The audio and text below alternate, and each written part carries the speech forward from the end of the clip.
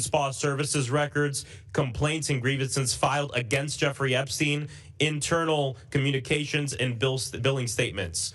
2, a list of all Mar-a-Lago Club personnel who provided massages on behalf of the Mar-a-Lago Club between 1997 and 2003, regardless of whether such personnel were contractors or formerly employed masseuses or otherwise. And 3, a list of all Mar-a-Lago Club personnel who were employed as or acted as managers of the Mar-a-Lago Club Spa between 1997 and 2003. A motion was made by Mr. Frost. The motion is improper as the item is not on the agenda. Any other chair recognizes? So Mr. Chair, you want to use procedure to push back accountability? No, we're holding people accountable today. That's why we're here. Well, why won't you move to make sure that we get the relevant documents from Mar-a-Lago? That I just read this, and you're saying it's because it's not on the agenda that we can't move forward with this? You have full discretion of this committee to say, you know what, let's have a vote in a bipartisan way to say we want the documents from Mar-a-Lago. I don't have full discretion. It's in the rules. We vote on a rules package at the beginning of the You're able Congress. to say right now that we can vote on this. We cannot vote on it. It's in our rules. We'll be breaking our rules. We have to apply to the rules too. We're not like the Clintons. No. You are hiding behind process to protect these Mar-a-Lago documents, and I think it's disgraceful. Chair recognizes Mr. Cloud. Thank you, Mr. Chairman. One thing was noted in the Clintons' letters is they said the subpoenas were illegal. I'd be curious to know if the ranking member thinks that they're illegal. And with that, I'd yield the rest of my time to you. Thank you, Mr. Cloud. I want to make sure everyone is aware.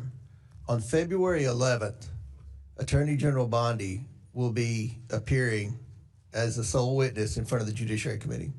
Ms. Crockett is a member of the Judiciary Committee. I would assume, I don't want to speak for Ms. Crockett, but I would assume you'll ask her questions about the Epstein investigation and her progress towards releasing the documents. Mr. Massey is a member of the Judiciary Committee. He's already stated publicly he's going to spend his 5 minutes asking the Attorney General about the Epstein documents. So the Attorney General is slated to be in front of Congress, and I'm pretty confident that just about everybody on that committee is going to ask the Attorney General where we are with the document production. So I think that's important to note. February 11th, she's slated to be in front of the Judiciary Committee. And with the discharge petition, when the House voted for that, we issued the subpoenas for the Epstein documents. Then we all voted for the discharge petition. The discharge petition has jurisdiction in the Judiciary Committee. So she's going to be in front of the Judiciary Committee. The next week we're in session. So I think that's important to note. Do any other members seek? Okay, Mr. Lynch, then, yeah, go ahead. Thank you, Mr. Chairman. I would remind the gentleman, and I'm sure he knows this, that the Oversight Committee is the principal investigatory committee in the House. And we have a responsibility. It may be a shared responsibility with Judiciary, but we nevertheless have a responsibility. And we are the ones who issued that subpoena. This committee did. We are the ones who sat with the victims, right? We looked them in the eye, including the Speaker of the House. We looked them in the eye, these women who have been struggling to get justice for many, many years, and we promised them, every member of this committee, we promised them that we would do everything under our power to make sure they finally receive justice. And here we are today. Now, with millions and millions of documents requested back in August, we've still received, what, 1% of the documents? This is evidence of wrongdoing in many cases. And yet we're allowing Attorney General Bondi to obstruct justice, basically. Even the little bit of evidence that she has provided, she also included a statement that basically said, don't believe this evidence, there's a lot of falsity in these. I mean, I have never seen an Attorney General in this country provide evidence and then give an opinion on that evidence to the legislature, to the Congress. That is unheard of. But it shows her willingness to do whatever she can to obstruct justice from being delivered. The second thing I want to say is, if we are truly interested in getting information relative to this investigation, there should be some underlying basis for that. And I have reviewed all of the evidence that's been made available so far. I find nothing that points to Secretary Clinton in this at all. Yes, she was Secretary of State at one point, but the information that we're trying to get with respect to Secretary of State is available from any Secretary of State that served in that office with respect to trafficking. So there is no direct reason, no direct evidence to point to Secretary Clinton in any of this. And yet, while those millions of documents are being denied us, we're pulling someone forward, I think, for the point of embarrassment, public embarrassment, and because of a ill will on the part of the president, to bring her forward for embarrassment, but not for the purpose of gaining helpful information for this investigation. Mr. Chairman, I'll yield the balance of my time to the ranking member, Mr. Garcia. Thank you, Congressman Lynch. Mr. Comer, I just want to be just pretty clear about two things, and one particularly something that you said. Let me just start by saying that you noted in your comments that your concern and your biggest concern was the issue of the transcript. And I want to just go back really quick, because you and I share respect for subpoenas. You and I share that we want the former president to answer questions. Is that correct? Correct. Great. And so does every other member of this committee. We want the former president to answer questions of this committee, and we want not just the former president, but everyone to follow subpoenas of this committee. So let's agree on that. But to be clear, President Clinton, the former president, has submitted a signed declaration. He's offered to sit with you and me and answer questions. He's offered to have staff in the room to transcribe and be there while those questions are being answered. And his request was to do it in a dignified way. Your concern, as you brought up in your last comments, was that he was unwilling to do a recorded transcript. That's actually also not true. And to be clear, there's been public reporting, including in articles that came out over the weekend, that they have not ruled out a recorded transcript. I want to ask the president questions. Chairman Comer, I want to ask President Clinton questions. Don't you? That's why we're here. I want to ask President Clinton questions and a recorded transcript, and with our members of our staff. Would you like to do that also? May I make a comment on the transcript? They have not agreed to a transcript. Staff notes are not equivalent. They've actually made public reporting. So they're wanting me to make note. They said, okay, Comer can take notes, but they've called us all liars, and you know how the Clintons have gone on offense, and look, they don't get to make the rules. We make the rules. Can I have the rest of my time back? Yeah. Go okay, ahead. thank you. I want to be clear, because this is an email actually that from the Clinton lawyers. You have this actually. To be clear, at no point were we opposed to the creation of a record of the interview, which is why we offered to allow the note takers previously. They go on. You have this email, sir. So I guess my question to you is, do you want to sit down and ask President Clinton questions? Actually, can I have my time back? Will the ranking member We'll recognize Garcia, then Mr. Donald will be next. So thank you. So my question to you, Mr. Comer, again, is if we want to actually ask questions of President Clinton, of which those of us in the minority want to do, then let's get him in. Let's negotiate a recorded transcription of that interview to further our investigation. I thank you for the yield, Mr. Lynch. Time's expired. Chair recognizes Mr. Donalds. Yeah, Chairman, point of clarification. Both President Clinton and Secretary Clinton were subpoenaed by this committee to come in for a transcribed interview. Is that correct? For a deposition. Excuse me, for a deposition. Chairman, I've been in these closed depositions a number of times in my time being on the Oversight Committee. I fail to see what President Clinton's talking about with respect to a dignified manner.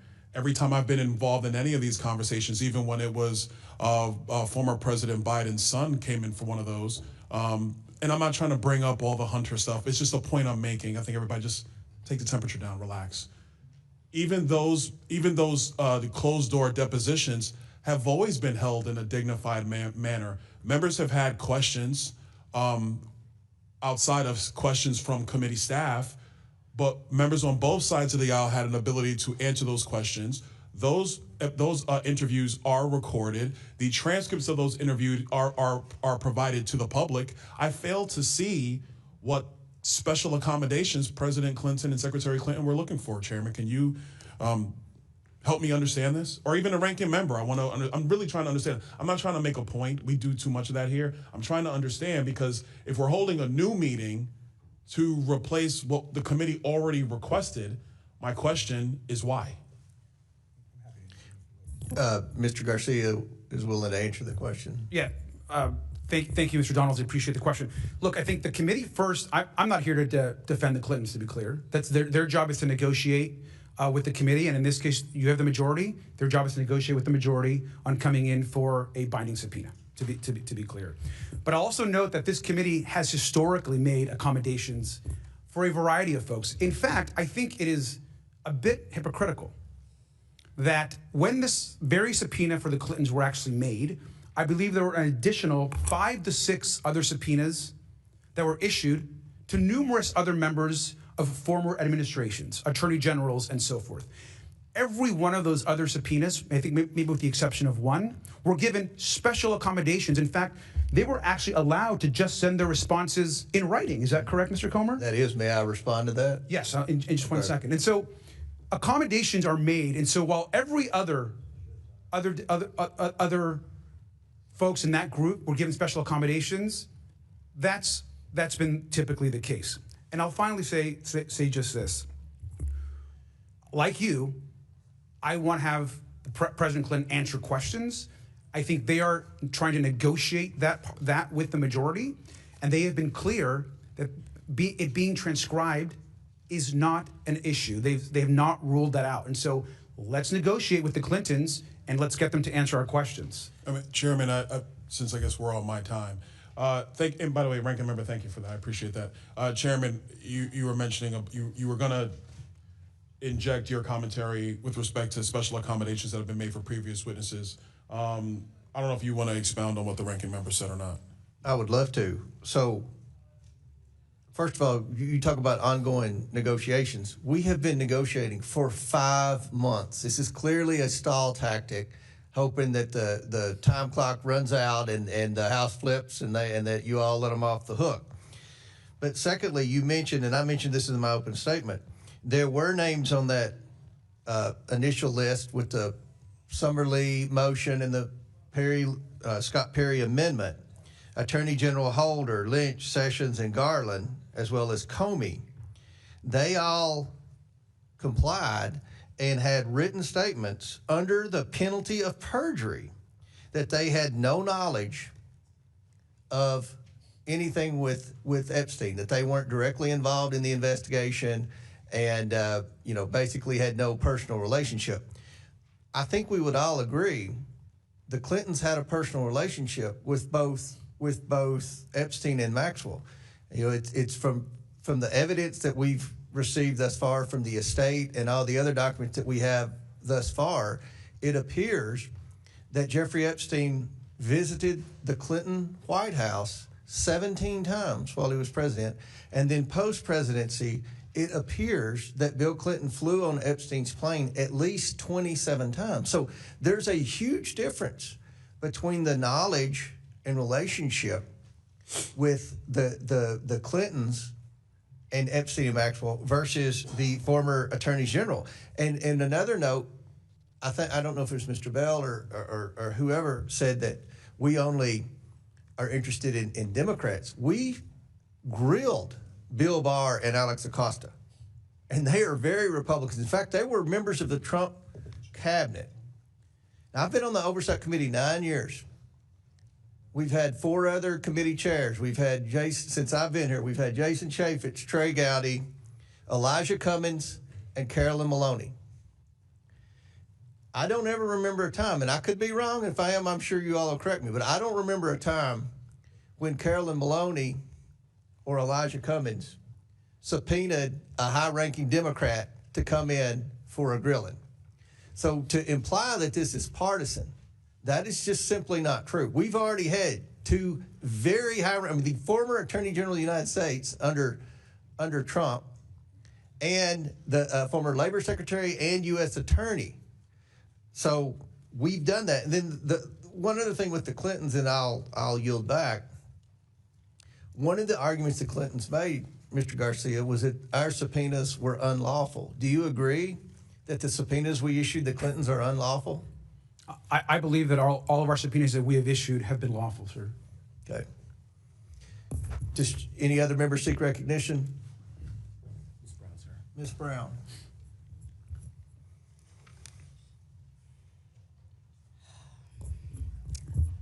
Ms. Brown. Thank you, Mr. Chairman. It's clear to me that the purpose of this meeting today is just to continue this committee's agenda of political theater, plain and simple. Democrats have been very clear, abundantly, repeatedly, and without room for ambiguity. We want to hear from anyone who has information about the Epstein crimes. And yet, when former President Clinton and former Secretary Clinton offered to cooperate with this committee to submit sworn statements, to provide what they know, to engage in good faith, the majority said no. And that's what brings us to why we're really here today. The majority is rushing to hold in contempt two private citizens who have demonstrated their desire to cooperate with this committee and who have called for the release of every file on Jeffrey Epstein, all while the Department of Justice and Attorney General Pam Bondi are breaking the law in plain sight. Here are the facts. The DOJ was required by statute to release the Epstein files by December 19th, 2025. The deadline has passed by more than a month. And what have we received? 1%. 1% is not compliance. 1% is not transparency. 1% is a cover-up. What about the 1% they actually release? We've seen redactions that are extensive, unusual, and very likely illegal. And what's more, the Epstein Files Release Act, passed by supermajorities in this Congress and signed into law by this president, required the DOJ to send a report to Congress by January 3rd, 2026. More than 2 weeks later, what have we received from the DOJ? Nothing. So if my colleagues on the other side of the aisle were really serious about uncovering the truth and government and accountability, we would be demanding answers from the administration. We would be demanding answers from Attorney General Bondi. We would be demanding the release of the 99% of the Epstein files still sitting at the DOJ. So I have some very simple questions. Where is the subpoena for Attorney General Bondi? Where is the hearing on DOJ's failure to comply with the Epstein Files Transparency Act? Where is the accountability for the redactions page after page after page? This vote feels less like oversight and more like a distraction. A distraction from the DOJ's lawlessness, a distraction from a broken promise of transparency, a distraction from the embarrassment of a co-equal branch of government choosing complicity over accountability, and a distraction from survivors who deserve this truth. If this committee is serious, then we must hold the Department of Justice accountable. Release the files, all of them, and stop playing politics with justice. Survivors deserve better. And with that, I yield the balance of my time to the ranking member. Thank you, Representative Brown. I just want to Chairman, I want to just respond to something that you said. I think it's important. First, I just want to read the folks of who the subpoenas you have chosen not to enforce. Alberto Gonzalez, who we subpoenaed on that same day, I believe you did not enforce. Eric Holder, of course, former AG, did not enforce. Loretta Lynch, you chose not to enforce. Jeff Sessions, you chose not to enforce. Merrick Garland, who I think it'd be important to have answer questions, you chose not to enforce. Robert James Comey, you chose not to enforce. In fact, I have Attorney General Gonzalez's letter. It says, "Dear Chairman Comer, this letter is to confirm that consistent with my conversations with the committee general counsel, I have no present memory or decisions or conversations related to the investigation and prosecution of Epstein matter during my tenure as U.S. Attorney General." He, of course, was the Attorney General when the whole Alex Acosta U.S. Attorney matter was in front of a critical time in this investigation. Now, you chose not to enforce that because you mentioned that this letter is under penalty of perjury. The declaration that Clintons also made and sent to you to answer some of those questions were also under penalty of perjury. I just want to clarify that. And then with the remainder of my time, Mr. Chairman, I think it's important to note that you talked a lot about the importance of our subpoenas and that we should all support this committee's subpoenas. And I agree with you, sir, and I want to hear from the Clintons. It's also important to note that we have members of this committee, Congressman Jim Jordan, Congressman Andy Biggs, Congressman Scott Perry, who are obviously very outspoken, which we like to engage with. Now, they're not here, and that's okay. Now, you also know, sir, that all three of them defied legally binding subpoenas issued by the January 6th committee relating to their efforts to overturn the 2020 election. So we should be clear that the majority chooses to be very selective on which subpoenas they want to enforce or talk about. We have members of the majority that themselves have defied subpoenas. So once again, I ask you, Mr. Chairman, let's ask President Clinton the questions that we have. Let's have him come in and testify in a way that we can negotiate, and let's get all the release of the files done immediately. Thank you. Would you yield? Could I respond to that? Sure, I have no more time, but I'm happy to respond. So you say we didn't enforce the subpoenas. We did enforce. They complied and testified under the penalty of perjury that they had no knowledge. Now, the Clinton declarations were short bullet points, almost like talking points. And the evidence is clear that the Clintons did have relationship with them. Now, again, I've said publicly millions of times, there's no one's accusing the Clintons of wrongdoing, but the fact that they were that close, and the fact that I've never seen a sit-down interview with Bill Clinton where he's answered questions about his relationship with Epstein and Maxwell like the current president has. So we have complied and enforced all of our subpoenas, 100% of our subpoenas. So I just want to make that very clear. Can I respond to you, sir? Sure. Just to be clear, you're talking about two declarations.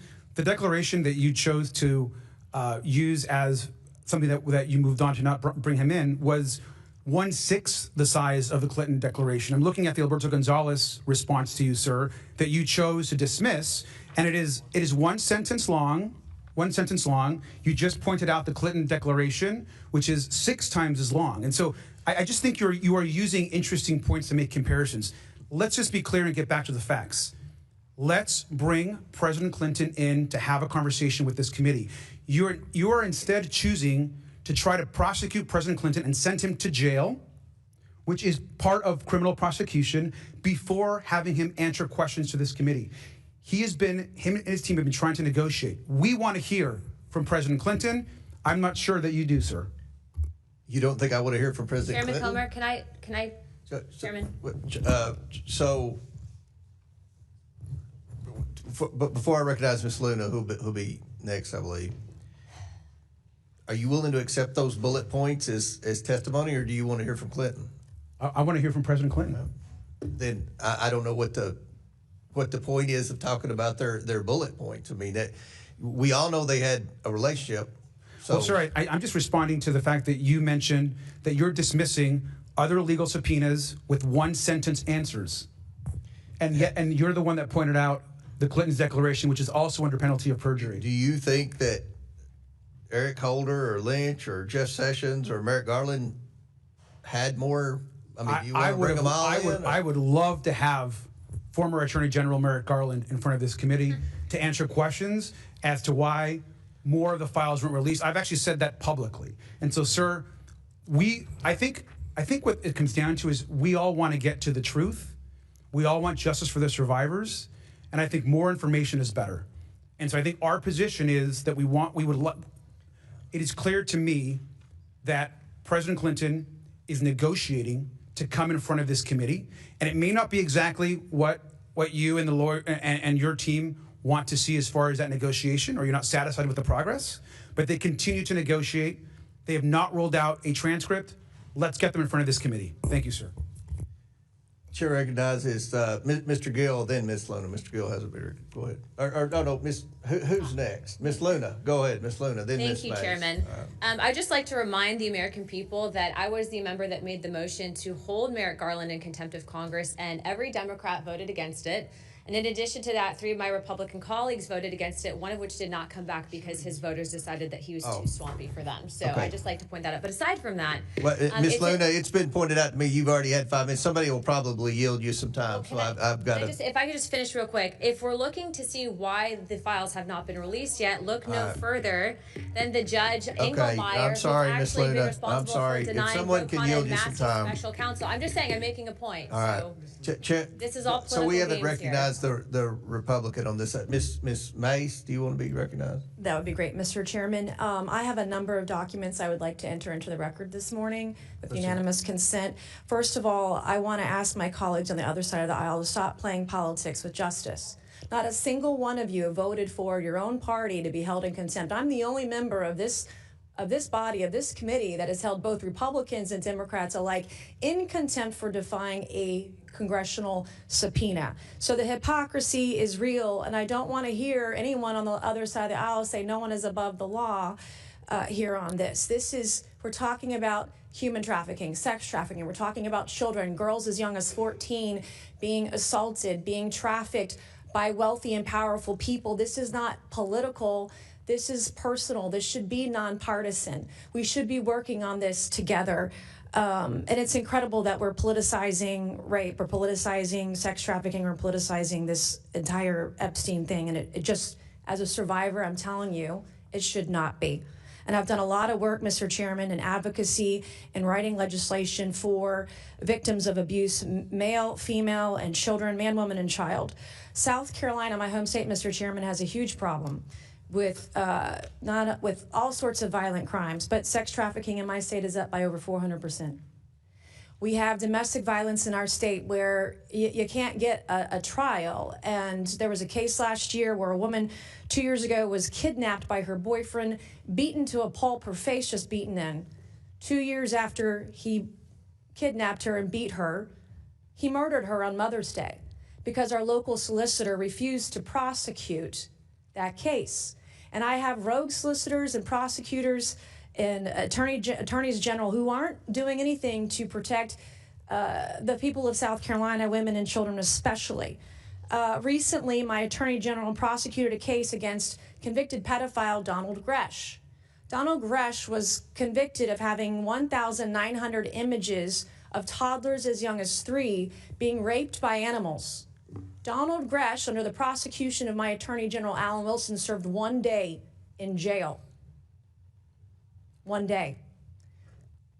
Donald Gresh isn't the only pedophile, convicted pedophile, that we prosecute like that. My Attorney General Alan Wilson prosecuted this case. This is Travis Reed Gay. Well, the other thing, too, is that Donald Gresh, he was facing 60 years in jail, got 1 day. Travis Reed Gay was facing 70 years, 7 charges and 70 years in jail in South Carolina. My Attorney General prosecuted this case. He pled guilty in November, didn't serve any time. He got probation. He violated his probation 11 days later, and if he violated his probation, he was to serve time in jail. The magistrate or judge, probably didn't have a law degree, let him out hours later. He has not served any required time for this kind of thing. And I did a press conference with a bunch of moms, over a dozen moms last week in Charleston, South Carolina, and there was a local media blackout. I asked, was it my attorney general who prosecuted this case and led this pedophile out on the streets? Was he the one that led the media blackout? Well, I want my attorney general in my state to know that a young child came forward after seeing my press conference and recognized this man. She filed a police report the same day because he allegedly followed her in a park the week before. This is Scott Spivey, killed, shot with a bullet in the back, shot at 17 times, not prosecuted by my attorney general. So I'm going to ask unanimous consent, Mr. Chairman, to enter those 3 images into the record. This is Weldon Boyd.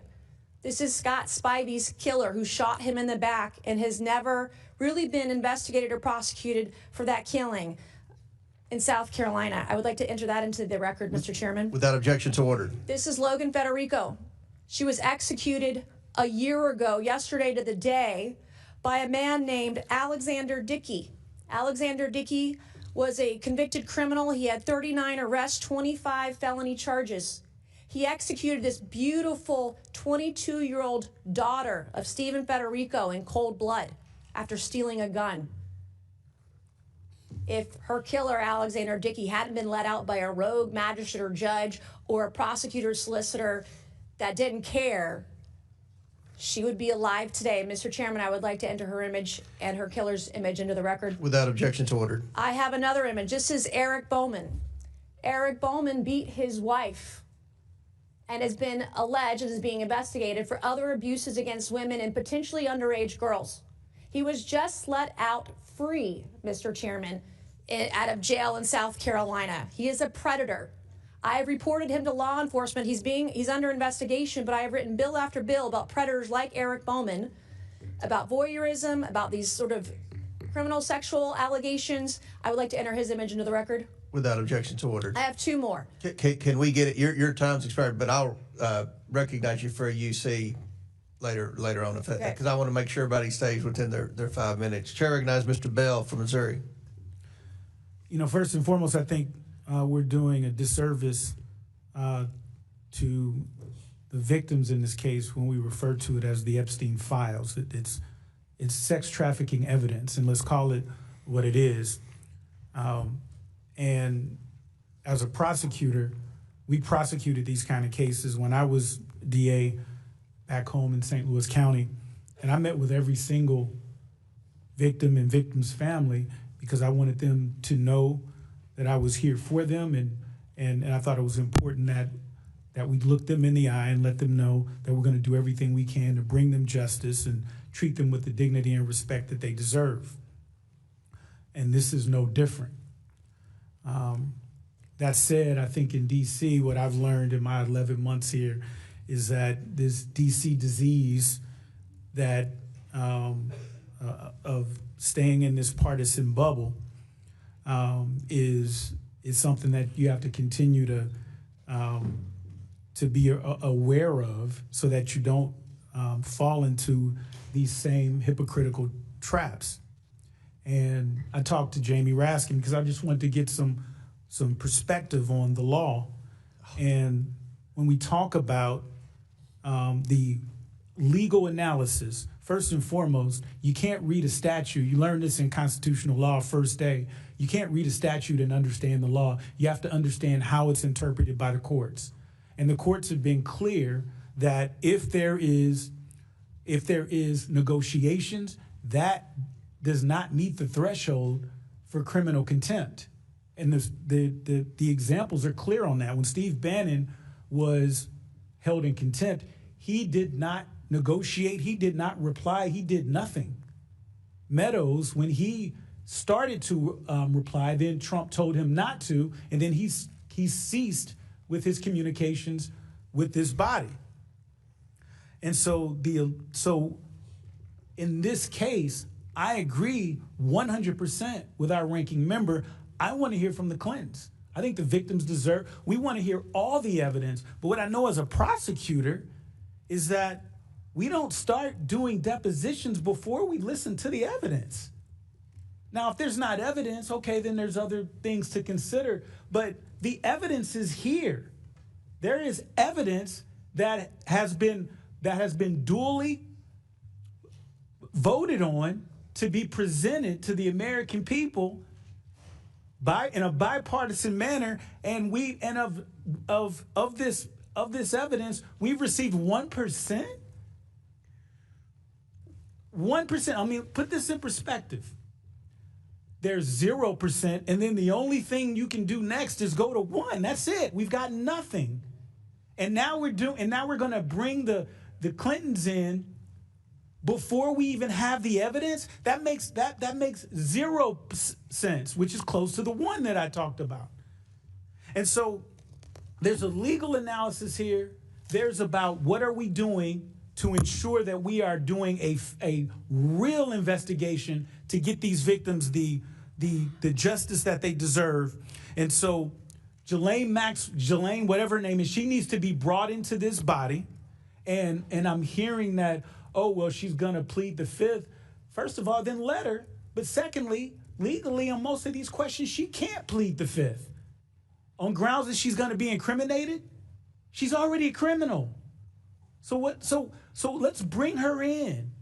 Let's do those things. Let's bring in every single person. I don't care what they are, Democrat, Republican, and I've said this publicly, and my mother got on me about this. I don't care if my mother is in the Epstein files. We need to see 100% of the Epstein files to ensure that we are doing right by these victims. The illegal analysis does not support criminal contempt. A real investigation, a fair, bipartisan investigation would lead us to the conclusion that we want to hear from the Clintons, that we want to hear from everyone. But right now, we don't even know who else is in the Epstein evidence because Pam Bondi has not turned over that evidence. And that's the massive violation that we're seeing, that my colleagues on the other side of the aisle don't seem to have any urgency about. The massive violation of the law, and Pam Bondi needs to be here to answer those questions. But that is like, oh well, we'll put it off. We'll get there. We're working with them. I'll yield the remaining. Sorry, ranking member. Hey, before I recognize Mr. Gill, I want to point out February 11th, Pam Bondi will be in front of the House Judiciary Committee. February 9th. I'm sorry, February 9th. February 9th. February 9th is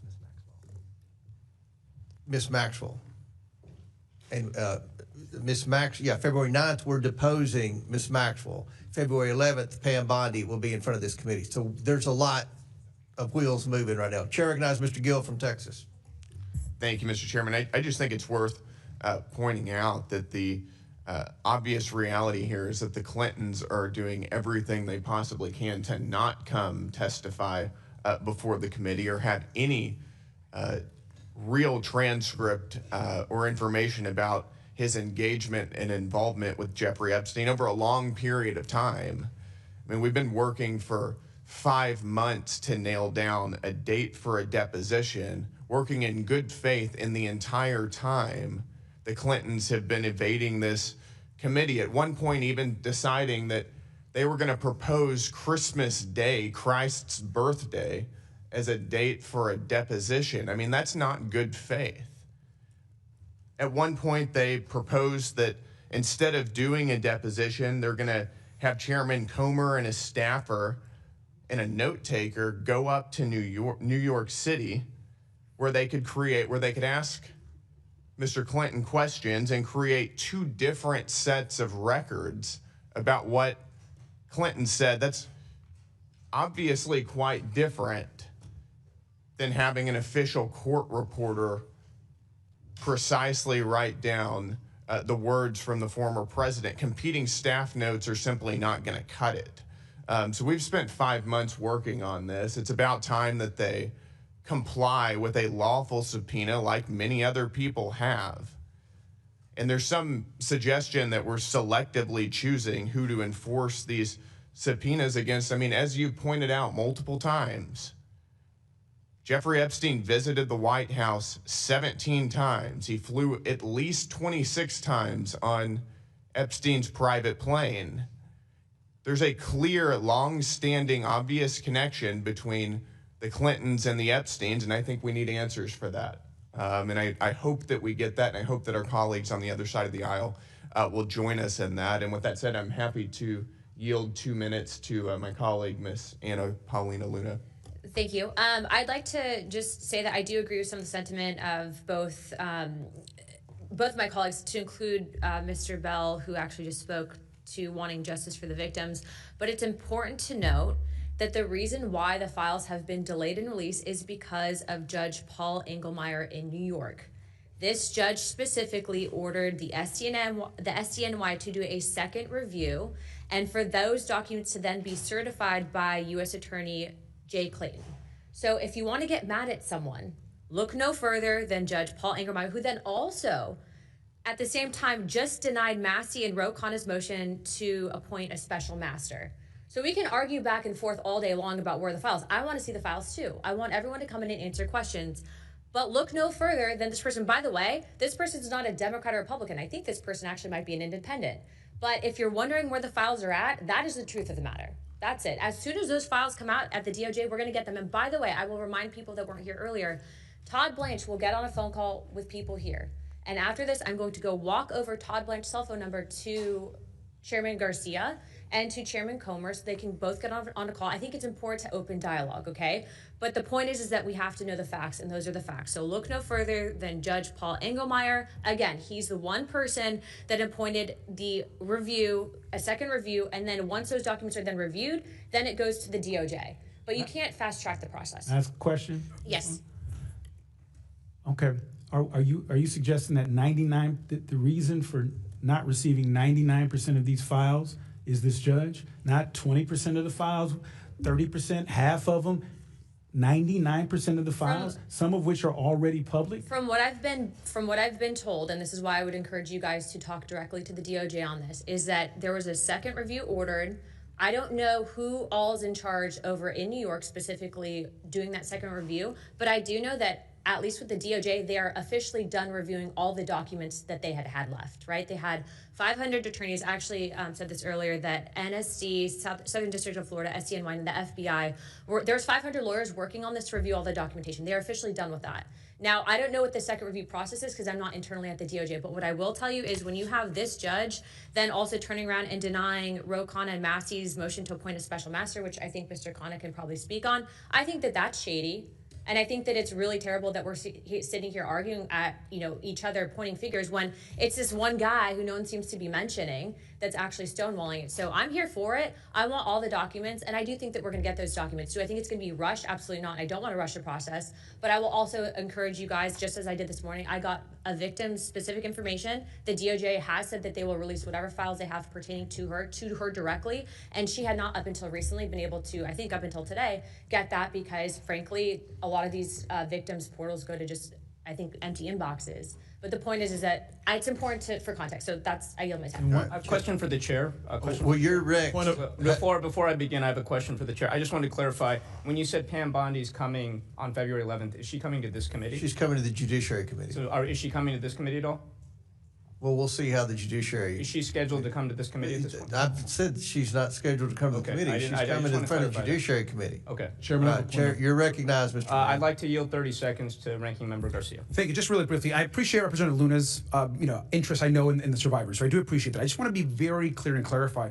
Judge Engelmeyer has nothing to do, his rulings have nothing to do with the legal subpoena passed by the Oversight Committee last July. Pam Bondi and Todd Blanche and the DOJ have been in defiance of a legal subpoena of this committee that has nothing to do with the Khanna-Massey law that keeps getting referred to. And so when you're saying that Judge Engelmeyer is the reason, that is actually not the case as it relates to the subpoena. And so they're still violating the law and have been since July, to be clear. Thank you, Mr. Min. Thank you. And I just want to begin by echoing the comments of my colleagues on both sides of the aisle. As someone who spent my career as a lawyer, as a prosecutor, as a law professor, the rule of law is important. No one should be above the law, including presidents and former presidents, and congressional subpoenas are an important part of that rule of law. And I think the Clintons should be here. I think it's very shameful that they're not. But I also have to admit I'm very troubled by this criminal contempt motion. As a lawyer, I know that I don't know this area of law, criminal contempt. So what I did is what any decent lawyer does. I asked people who do know this area. I called a number of colleagues, former colleagues, people who are former DOJ attorneys, experts in this area. And it's hard to get 10 lawyers to agree on anything, but they all agreed that this was unprecedented, that under a normal administration, a normal DOJ that's not politicized, they would never bring criminal contempt charges in these circumstances. And I say non-politicized DOJ because many of us are very concerned that this Department of Justice has become weaponized under this administration. Under Pam Bondi, we have seen them go after Trump's political enemies, including people like Adam Schiff and Latifah James with bankrupt charges. We've seen them refuse to investigate an ICE agent who clearly shot and killed a woman at point blank. We've seen them fire line attorneys who refuse to go along with indictments that they describe as political and illegal. Now, the closest comparison to this particular criminal contempt case is Steve Bannon. And there's well-established precedent here. Steve Bannon refused to answer, saying he would only answer questions from this committee if Trump told him to do so. That wasn't like delaying or obfuscating. That is willful defiance. And that's what the courts found, and that's why he went to jail.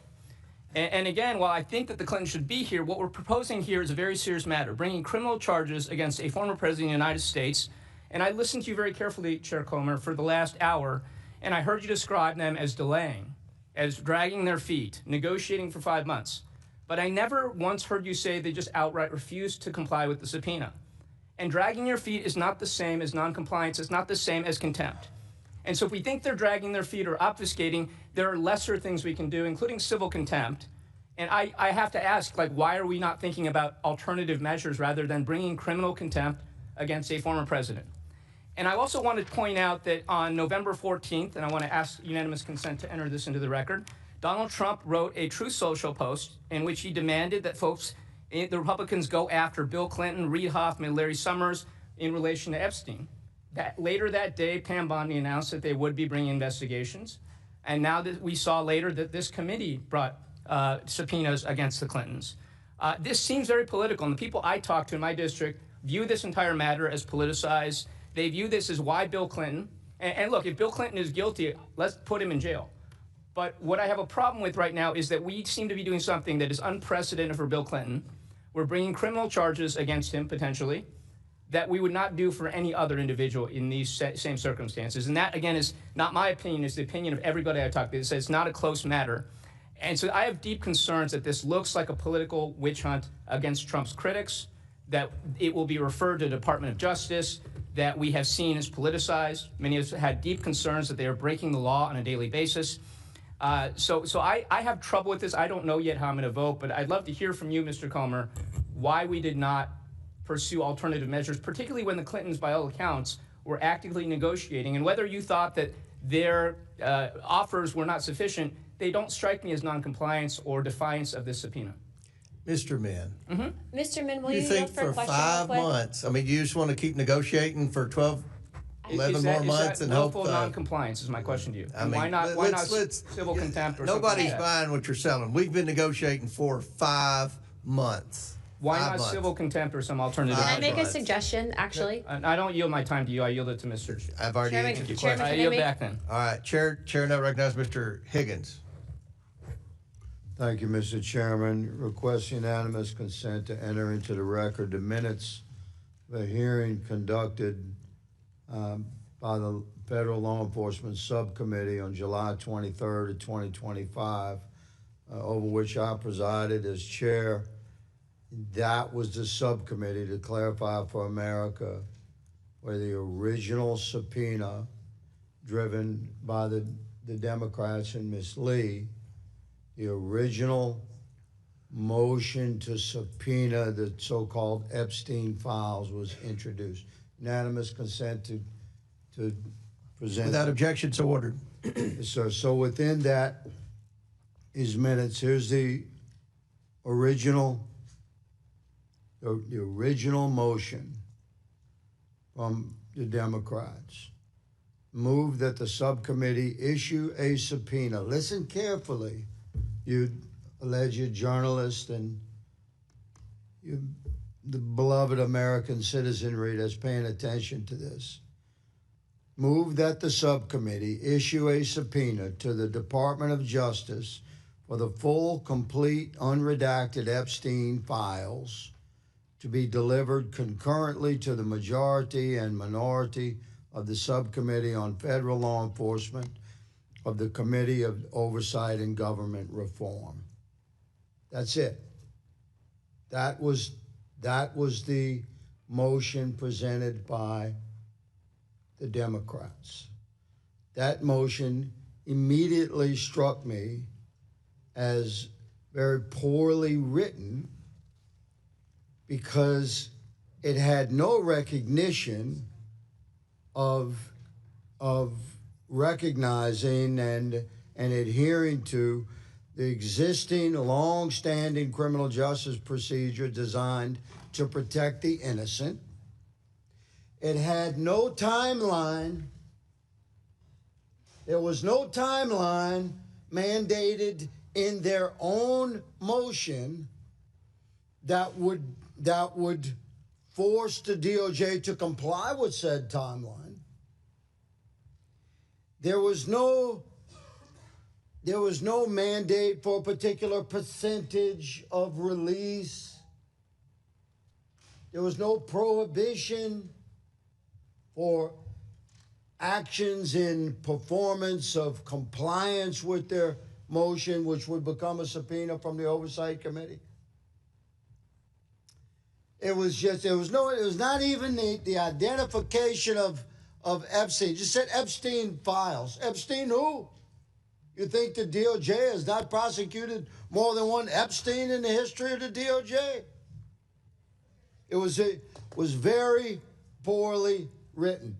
So, Republicans, noting that there were a lot of people missing from this, if we were going to do this, allow it to move, there are a lot of people missing. So Mr. Perry introduced, I remind my colleagues that this is my time. You recognize the decorum of this Oversight Committee. Perhaps you'll be recognized to speak.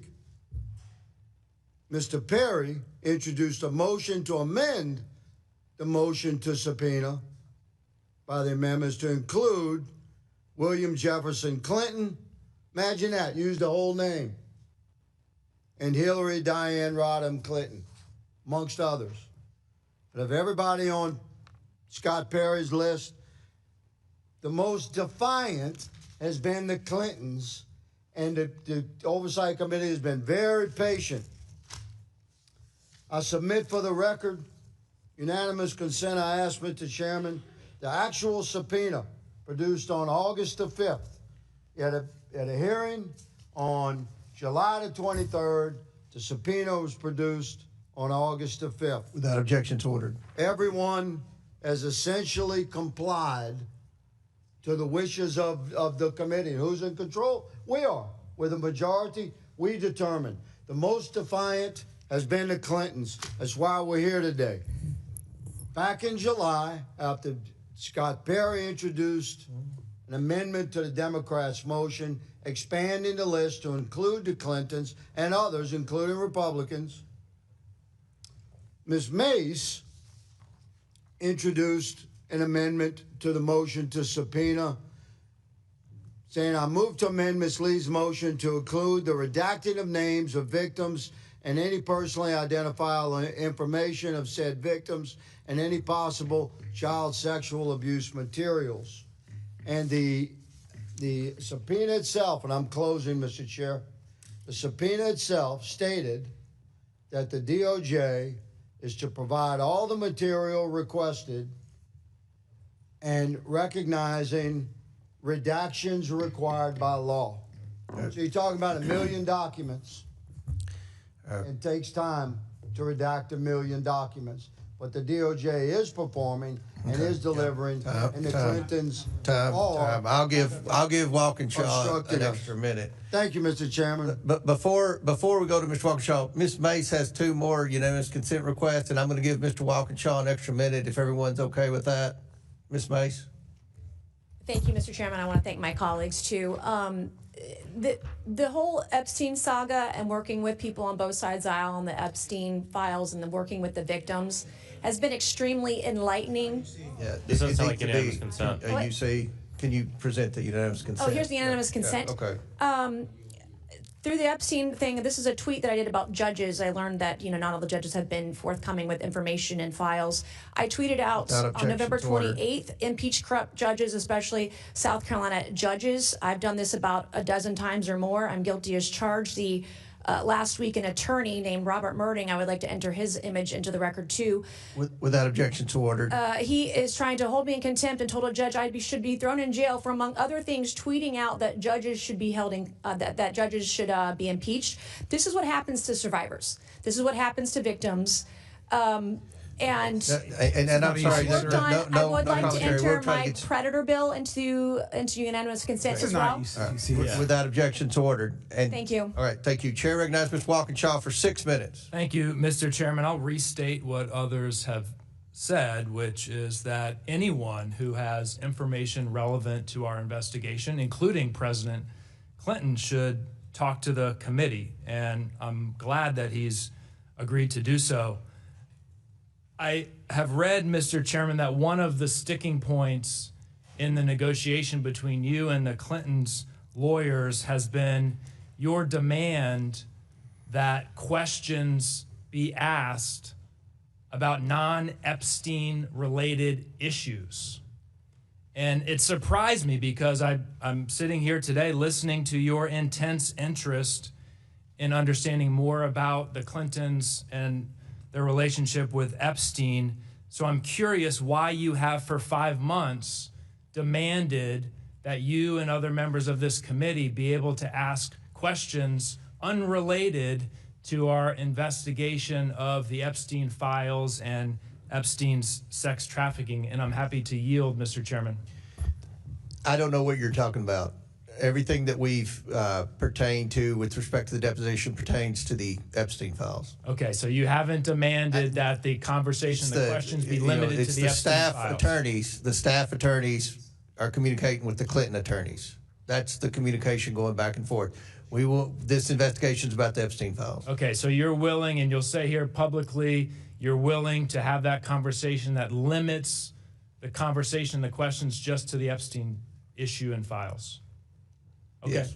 All right. I think the Clintons' lawyers have been under a different impression, so we've made a little progress. The Clinton lawyers are full of crap. Made a little progress on the negotiation here today. Thank you, Mr. Chairman. We're 32 days past the statutory deadline and months since this committee's subpoena, and Congress has received, as we've heard, just 1% of the files. More than 5 million pages remain hidden. Instead of holding the Attorney General accountable for this failure, the majority is trying to change the subject today. Frankly, I find it insulting. We have to bring our attention back to the people who should be our focus, the survivors of Epstein's horrific sex trafficking operation, the women and girls who were exploited, abused, ignored for years. They deserve the truth, transparency, and justice without delay, without excuses, and without any political protections for the powerful or the wealthy. That's what we should be doing. Not scoring partisan points, not creating distractions, working to uncover the full scope of his crime so the survivors can see accountability. And if we're truly serious about justice, we can't ignore one of Epstein's most well-documented associates, President Donald J. Trump. We have documented communications, including a signed birthday note from Donald Trump containing explicit sexual references and referencing wonderful secrets between them. Emails from Epstein saying that Trump, quote, knew about the girls. Donald Trump acknowledging he knew Epstein was a, quote, creep and that Epstein recruited girls and women from Mar-a-Lago. Trump saying he wants to cover up the files because, quote, my friends will get hurt. If we're committed to transparency and justice, why is that off limits for this committee? Why is his name absent? Why no discussion of Attorney General Bondi's refusal to comply for months with this committee's subpoena? Why no contempt for Attorney General Bondi? What we're witnessing today is not oversight, it's not accountability, it's part of a cover-up, a diversion. And it didn't start today. Despite clear legal requirements in a law that Donald Trump signed, a subpoena that you signed, Mr. Chairman, and repeated public promises, Attorney General Bondi has failed to release the files. It's entirely within her control, and yet only 1% has been produced, more than a month late. And even that sliver is so heavily redacted that it mocks the law. It mocks the law. And it mocks this committee's subpoena. And let's be honest about the transparency that Attorney General Bondi has provided. This is DOJ Epstein data set number 4. It's number 4.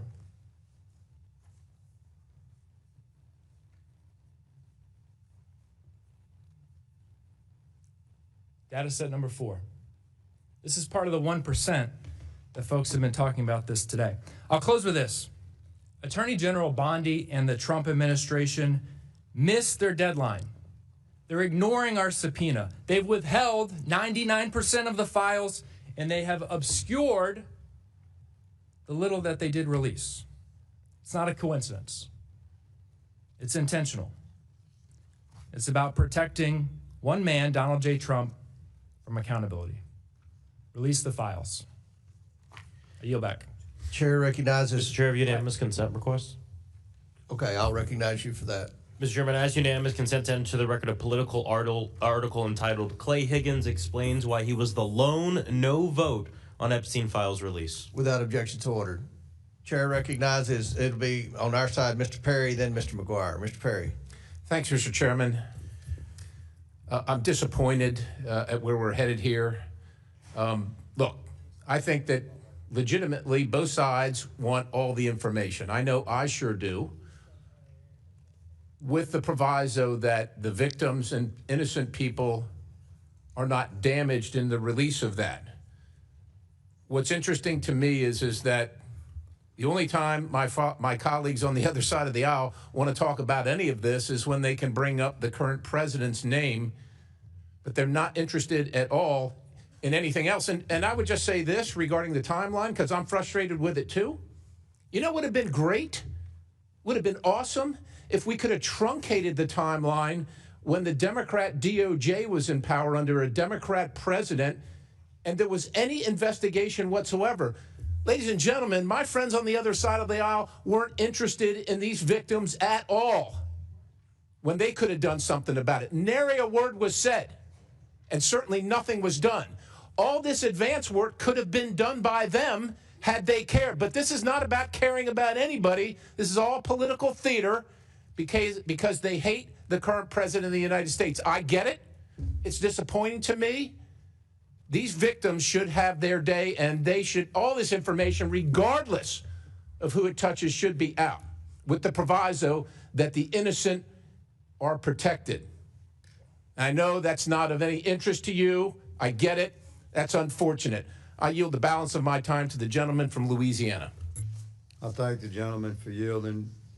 Mr. Chairman, earlier I asked unanimous consent to receive into the record the actual subpoena presented to the Honorable Pam Bondi by this committee regarding the DOJ's release of the investigative files on Jeffrey Epstein that was dated the 5th of August.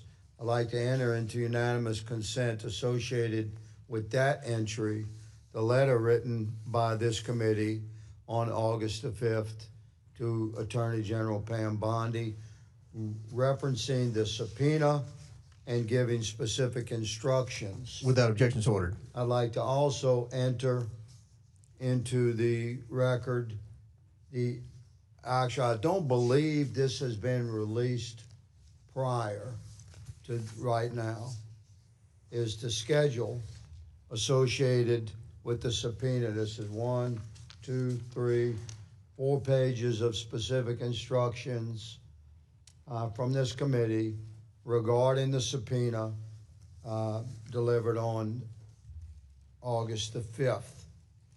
Now, unanimous consent without objection to order. Schedule as well. I'm sure the media will be fascinated with that.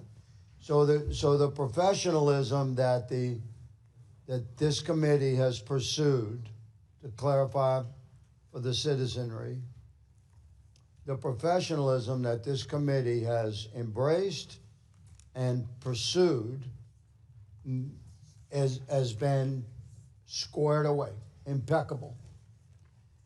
And that includes recognition that the Department of Justice, as stated in the subpoena, is to comply with redaction procedures of established law and criminal justice, long-standing procedures. So I heard someone mention 5 million files. That is the first time I've heard 5 million files. But I know that there were originally 250,000 files, and the Trump administration found another 600,000 files. So we were talking about, to round it off, 1 million files. Every one of those individual documents has to be reviewed by agents of the DOJ and their supervisors before they can be officially approved for release. That's the law. The DOJ has 400 agents working full-time on just releasing these documents. Now, you may argue that at the end of the day, you want to see the release of what they completed that day. I would say that's a fair narrative for discussion. But to say that DOJ is not fully engaged in complying with our subpoena is not accurate. It's not intellectually sound. And Mr. Chairman, I appreciate the opportunity to offer into the record these official and legal subpoena documents. I yield. Without objection, so ordered. Mr. Chair, I have a unanimous consent request. Okay, Mr. Frost. I have two articles. One is from Politics PA. Quote, Representative Perry referred to the House Ethics Committee for refusing subpoena. Without objection, to ordered. The other one's a CNN article. GOP reps Perry and Biggs formally object to subpoena from House January 6th. Without objection, to ordered. Chair recognizes Ms. Crockett from Texas. Thank you so much, Mr. Chair. I have sat here listening, and I am quite perplexed. It does take me back to my legal days. And so when I think about a subpoena, one of the things that we normally look at when we are trying to determine whether or not contempt is going to be ushered into the conversation is whether or not there's been substantial compliance, and what it means to actually look like you have substantially complied. It means that you're taking reasonable steps to follow a court order, that you're acting in good faith, and typically that serves as a defense. So if we are still crafting the parameters of said subpoena, for instance, my colleague, Mr. Walkinshaw, just asked whether or not this would be limited to the Epstein subject matter. For me, if they responded at all, then there is some sort of compliance, which they did. They didn't just throw the bird. They didn't just say, forget it. But more importantly, I just want to point out that we are living in an age of hypocrisy, because my other colleague just pointed out that Mr. Perry sits here and somehow sits in judgment of others. Frankly, that is what people are kind of getting annoyed by, is the hypocrisy, because Mr. Perry still has an outstanding subpoena that was never complied with. In addition to that, he talked about we need to care for the victims. Somebody correct me if I'm wrong, and I will yield my time. But I don't believe that Mr. Perry ever signed off on the discharge petition in the first place. So I don't know if he is just doing what he believes is politically expedient. But I will tell you this.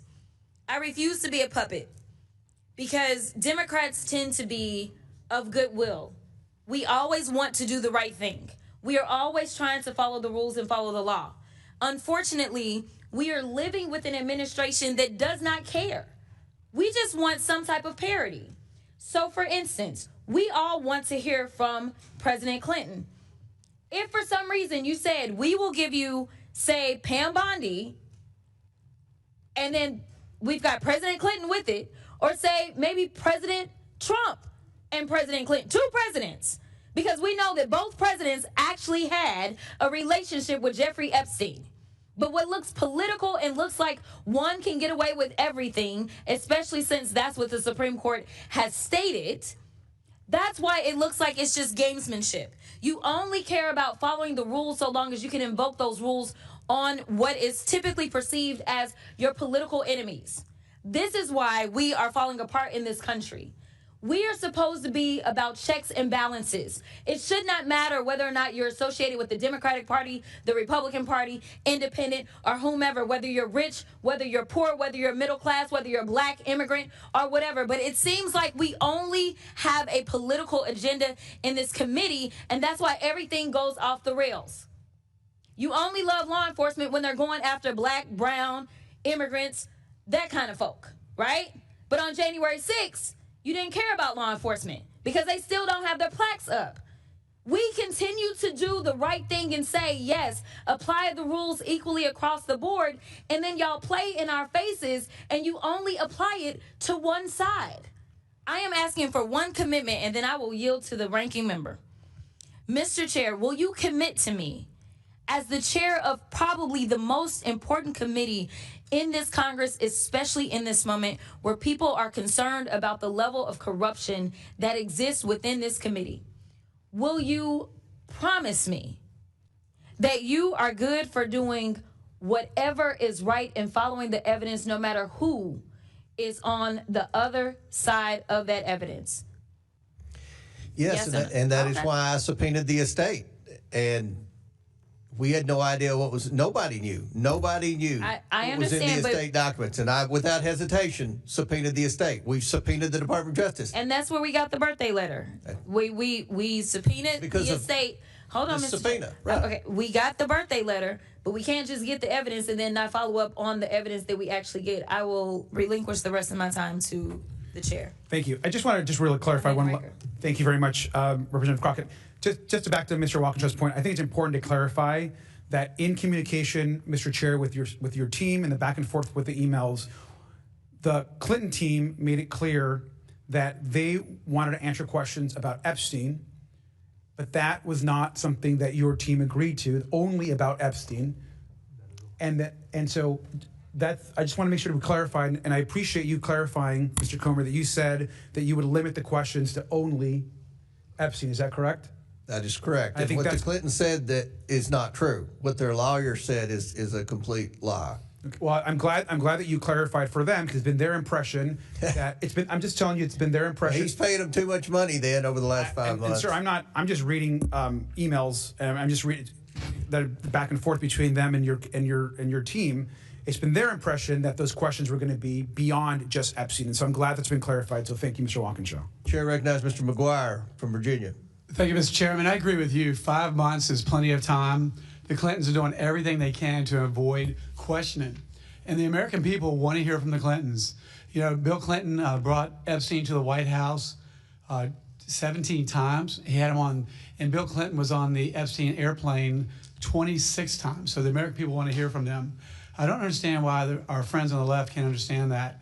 They support these crazy policies like open borders, 20 million people coming to our country. They've been robbing, raping, and killing the American people. You know, Lake and Rowley would still be alive. And instead of protecting law-abiding citizens, they defend the criminals, and they want to have a defund the police movement. It makes no sense. These criminals they put back on the street, recommit the same crime, and they're like, why'd they commit the same crime? All Americans have the same goal, the same American dream. We want to live, work, and raise our family in peace. We just might disagree on how to get there, but the Democrats seem to always be wrong.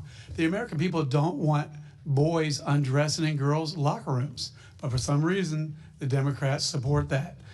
5 months is plenty of time. The American people want to hear from the Clintons, and they said they had no relationship, but they definitely did. And with that, I yield the remainder of my time back to Ms. Luna. Thank you. I just kind of want to point out, first of all, specifically to the letter, the hand sketch that was allegedly the president's. I believe there's a $10 billion lawsuit that was filed that, according to the president, the organization that published that is actually trying to currently settle, so just to clarify. But aside from that, I wanted to actually ask Mr. Min a question, if he's here still, if he would be willing to vote for a contempt in the Clintons if they refuse to come in and testify on a fine of about $1,000 a day until they comply with the subpoena. But I don't know if he's here. Is he still here? No. Okay, well, I think that that's just something to consider.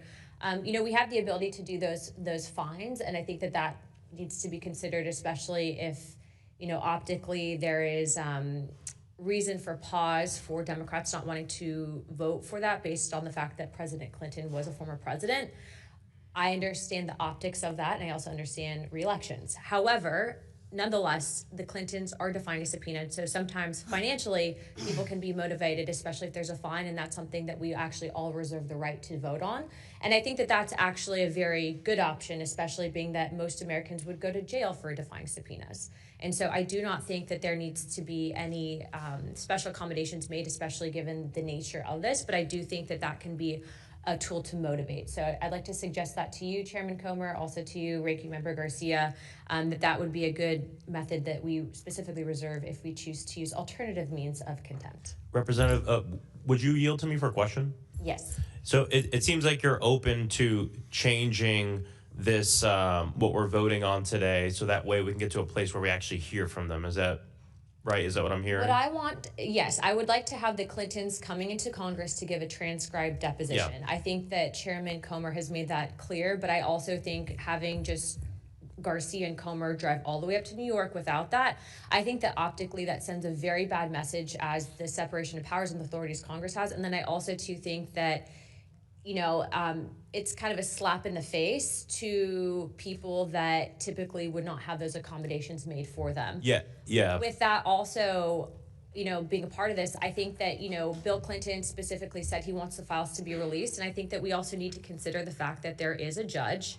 I know Mr. Garcia disagrees with me on this, but based on the email that I have seen on Judge Paul Engelmeyer, you know, if you have someone that is ordering the DOJ to do a second scan of the files, if it's politically motivated, that's impeding an investigation. And I'm tired of judges, if they get involved in investigations in Congress, trying to obstruct. And so I just putting this out there, I'm going to be trying to impeach that judge unless he can basically give a waiver, let the DOJ release the files immediately. Yeah, and just real quick, I just want to say on the general thing, I agree. I mean, I think it would be best if the ranking member and chair can huddle and figure out how we can change it so we can actually hear from them. Because my concern too, and the other thing is, there's no faster way to make sure that we never actually hear from them in person than moving forward a criminal contempt that says put them in jail. I mean, we're just not going to hear from them for our investigation. And so, I mean, I agree if they can come to something to figure out how can we move forward in a way where we're actually, there's a pathway to hear from them. I'm for that. So to be clear, I do not agree with what the Clintons are doing, okay? And I think that they need to come in here to explain. But I do think that when you go after someone's pocketbook, I think that they quickly change their tune, and I think that they might be compelled to come in. I also don't want to set the precedence, though, that, you know, just because you're a president means you're outside of this, you know, justice. That's basically what it would be doing. And so, Chairman, I will let you direct the ship on this, but that is my suggestion. Thank you. Chair recognizes Ms. Ansari. Thank you. I'm going to start by yielding to the ranking member. Thank you. And I want to just respond to Ms. Luna and Mr. Maxwell as well. Just to be clear, I think two things can be true. It can be true that we want to hear from the Clintons and that it's important that we hear from them and that we want to enforce our subpoena. I think it can also be true that they have also begun clearly making efforts to answer questions by declaration, to negotiate coming in, to give testimony. They've made offers to obviously be in, their initial offer was to do that testimony outside of Washington, D.C. with the leadership of the committee and staff. They have been open to transcription. And so I just want to re-emphasize that I think there is room here to continue to negotiate and get the testimony that we need. In addition, I am incredibly thankful that we're finally moving forward on ensuring that Ghislaine Maxwell come before this committee, that we're going to get Pam Bondi finally in front of this Congress. We need to release the files, get that testimony, and of course, ask the questions that this committee has of President Clinton. I think that is all fair, and I hope that's the direction that we end up moving in. Thank you. Ms. Ansari. Thank you. Given much of what we've heard today, and especially in light of some of the hypocrisy that we've heard today, I just want to walk through the timeline of Donald Trump's cover-up of the Epstein files, because I think it's important for folks to remember how we got to this point. This was a series of deliberate decisions made at the highest levels in the White House and the Department of Justice to keep the truth hidden from the American public and the survivors of Jeffrey Epstein and his allies' abuse. Let's start with what the president said during his campaign trail repeatedly. At multiple points in 2024 when running for office, Donald Trump said he would, quote, declassify the Epstein files, use it as a rallying cry to win over voters. In October 2024, J.D. Vance said, quote, "Seriously, we need to release the Epstein list." But the moment Trump and Vance had power in the White House to act, that commitment disappeared. That's when the cover-up began. On February 27th, 2025, Pam Bondi said that she was releasing the Epstein files with her statement, quote, "This Department of Justice is following through on President Trump's commitment to transparency and lifting the veil on the disgusting actions of Jeffrey Epstein and his co-conspirators." Then it became clear, very clear, that Donald Trump did not, in fact, want information about Jeffrey Epstein and his crimes revealed to the public. Starting in July 2025, Donald Trump began to gaslight the public. He said, quote, "Are you still talking about Jeffrey Epstein? This guy's been talked about for years." This is the point when Congress stepped up. On July 23rd, Congresswoman Summer Lee moved in this very committee to subpoena the full and unredacted Epstein files. And just to be clear, because of that subpoena, the Department of Justice and Pam Bondi have been required by law to provide the Epstein files to this committee since the summer of 2025. They have been in gross illegal violation of the subpoena this entire time. To my Republican colleagues on this committee, do you remember that subpoena, the lawful congressional oversight subpoena from July 23rd? Pam Bondi has been in violation of that for 6 months now. At the same time, members on both sides of the aisle filed a discharge petition that would have put a vote on the floor for the Epstein Files Transparency Act. For a moment, the petition was one signature away from forcing a vote in the full House. And what did Mike Johnson do? He shut down Congress. He refused to swear in our colleague, Adelita Grijalva, for a historic 7 weeks in order to keep her name off the list. He forced the American public to endure a government shutdown to protect Donald Trump and to cover up the Epstein files. And when it finally came to the floor and it became clear that the bill would pass overwhelmingly, only then did he endorse and then sign the bill so that he wouldn't lose. This required the DOJ to release the unredacted Epstein files publicly by December 19th. The DOJ has blown past that deadline, releasing only 1% of the files, which is patently absurd. And the files they did release were heavily redacted, which is completely illegal according to the law. On December 23rd, the DOJ said they miraculously discovered over 1 million files related to Epstein. All of these patterns are an attempt to slow down the release and fail to meet the lawful deadlines are consistent and coordinated. This is all part of an intentional cover-up, which leads to the unavoidable question, who is the president protecting when we know he only cares about one person? I guess I'll end with my question to the chairman.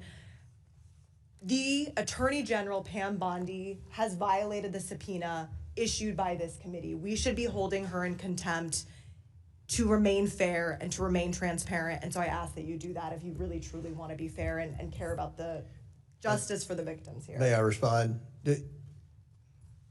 We have been very clear.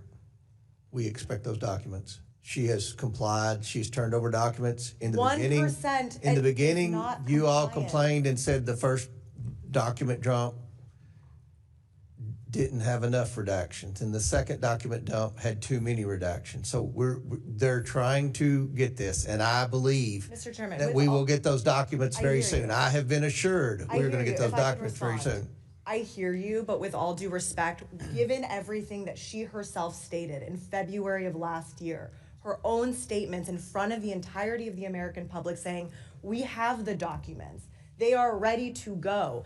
The subpoena from this committee was issued in July. And nobody on our side is defending Pam Bondi. I can assure you. She should be held in contempt. If we are she is complying with. They have turned documents over. They have turned documents over, and every time they do, you all complain about too many redactions, not enough redactions. So.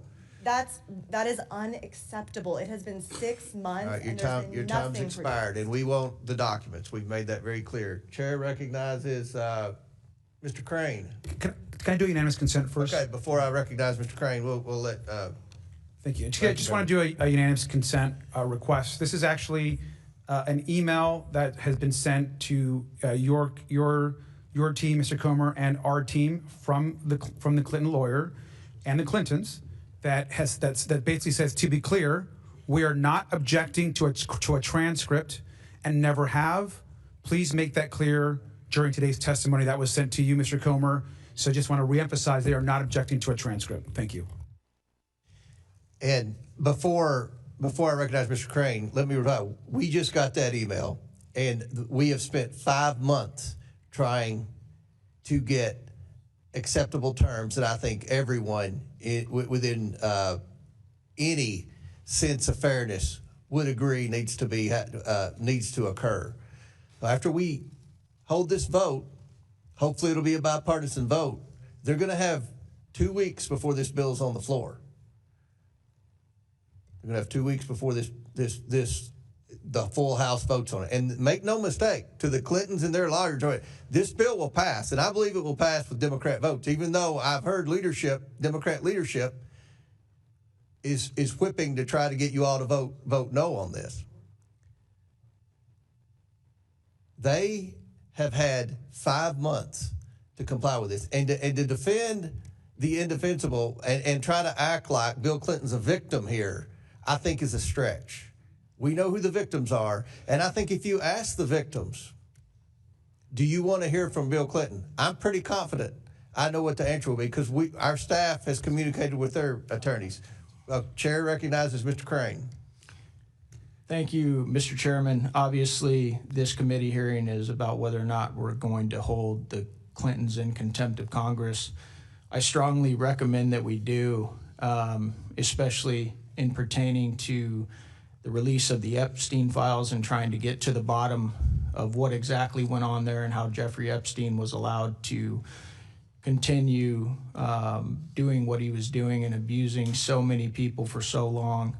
It's interesting when I look at the history of the Congress and look at the fact that Peter Navarro, former Trump trade advisor, who defied the January 6th committee subpoena, was sent to prison for 4 months. Steve Bannon, also a former Trump advisor, defied the January 6th committee subpoena. He was sent to prison for 4 months, and several others. So it's going to be really telling to see how my Democrat colleagues vote on this one. Mr. Comer, how many times, Mr. Chairman, how many times did Mr. Epstein go to the White House in your recollection, sir? According to the evidence that we've obtained, it appears he went 17 times during the Clinton presidency. Is that more times than you've gone to the White House, Chairman? I've been member of Congress for 9 years, and fairly high up on the pecking order. I've been to the White House, I believe, 9 times in 9 years. So he went to the Clinton White House double the number of times that I've been to the White House in my entire congressional career. Mr. Chairman, how many times did Mr. Clinton fly on Mr. Epstein's plane? At least 26 times, according to the flight logs that were subpoenaed from the estate. Right. Point of order, Mr. Chairman. Those were 4 different trips, 4 trips, and every time they regassed the plane, they counted that as another trip. But it was Asia, Africa, and they had to refuel. So every time they stopped to refuel, they counted that as another leg of the trip. There are 4 trips, not 27. That's almost like I didn't inhale. Reclaiming my time. That's still enough trips for us to want to be able to ask the Clintons questions about their involvement with Epstein. Is that true, Mr. Chairman? Yes, sir. Right. So, like I said, I hope that my Democrat colleagues who all of a sudden have found religion, this Congress, and now they want the Epstein files, even though over the last 4 years when they had control of Washington, D.C., you didn't hear a peep about Jeffrey Epstein out of any of them. And so I think it's going to be real telling, how my Democrat colleagues who claim to be all about the victims, how they actually vote on these contempt charges for the Clinton family. And I just think it's interesting, too, that, Mr. Chairman, my understanding is you've been working for the last 4 or 5 months to get the Clintons in here. Is that correct? 5 months, yes, sir. Did they tell you that they would come in over December 24th and 25th, Christmas Eve and Christmas Day? They have implied that they would come in, yes. Okay, so that just goes to show that they're trying to dodge suggesting dates that they know none of us are in session. And I think I think that's pretty despicable. The other thing I believe that they said is that you and the ranking member could fly up to New York, but you couldn't record any of the conversations. Is that correct? That is correct. Does that sound like any congressional deposition you've ever heard of, sir? No, and it would be my word against Mr. Garcia's, and I'm pretty confident I know whose side the New York Times would take, and the Washington Post would take, and MSNBC would take. And look, an investigation, you have to have transcripts, and the media wants transcripts. Well, you have to have transcripts. We don't do the notes. And the Clintons have already accused us of lying, and they accused us of saying this was an unlawful subpoena, which I appreciate Mr. Garcia admitting that it is a lawful subpoena. So I yield back. I also want to point out one thing that I think has been pretty interesting. When I flew into Washington, D.C. yesterday, my chief of staff told me that he'd been contacted by the Clinton attorneys at least 3 times to try and stop this.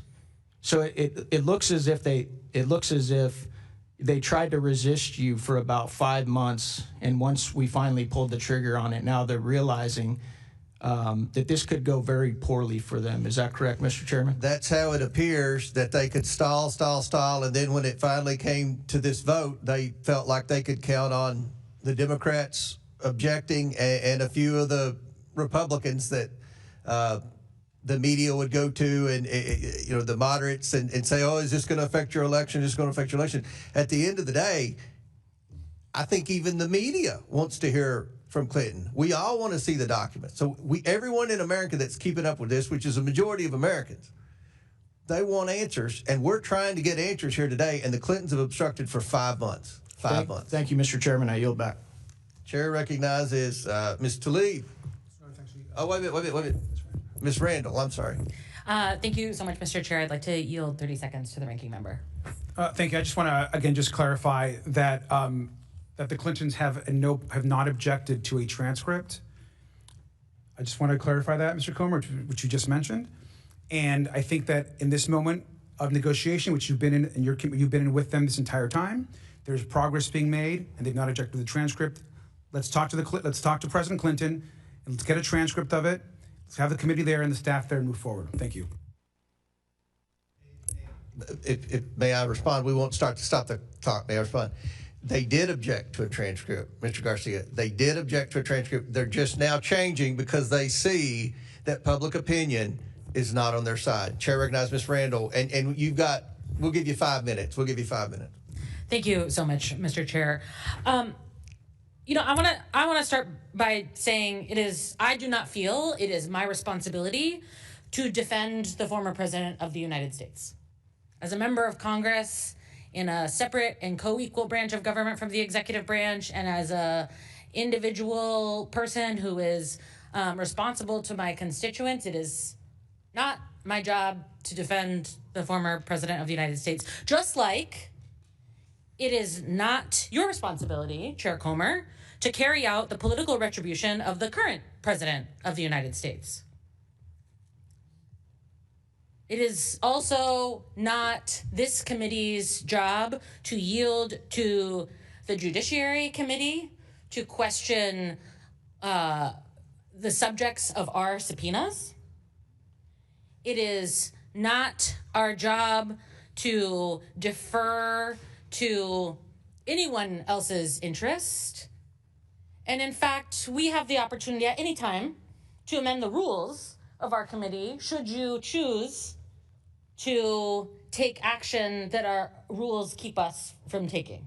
Like that is a tool that you as committee chair and we as a committee have. And I also want to say, I'm not a lawyer. I'm a regular person. I'm 1 year into this job, and contrary to attempts by my Republican colleagues to put the burden of decisions made by Congresses of the past on our shoulders, I was sent here by my constituents just a year ago, and it's to them, to my neighbors, who I am accountable. Not to party leadership, not to anybody else, but to my constituents. So I want to talk about what they are seeing and hearing right now. They are seeing, just as Ms. Ansari previously said, Donald Trump and JD Vance and Pam Bondi switch allegiances, decide they no longer want to pursue accountability and full release, unredacted release of the Epstein files. But they're also seeing a system that has failed survivors and regular people over and over, that privileges the powerful and well-connected over regular people. You know, regular people who don't have the luxury of saying, I'm not gonna come to court and I want to be free of any accountability. Regular people who see us acting and carrying out the demands of the president, former presidents, rich people, people who come to lobby us, folks who have access to power in a way that regular people don't. And I think we've all made very clear, all of us on both sides of this dais, that we want to hear from the former president of the United States about any information that he has related to Epstein's ring of trafficking and assault of women and girls.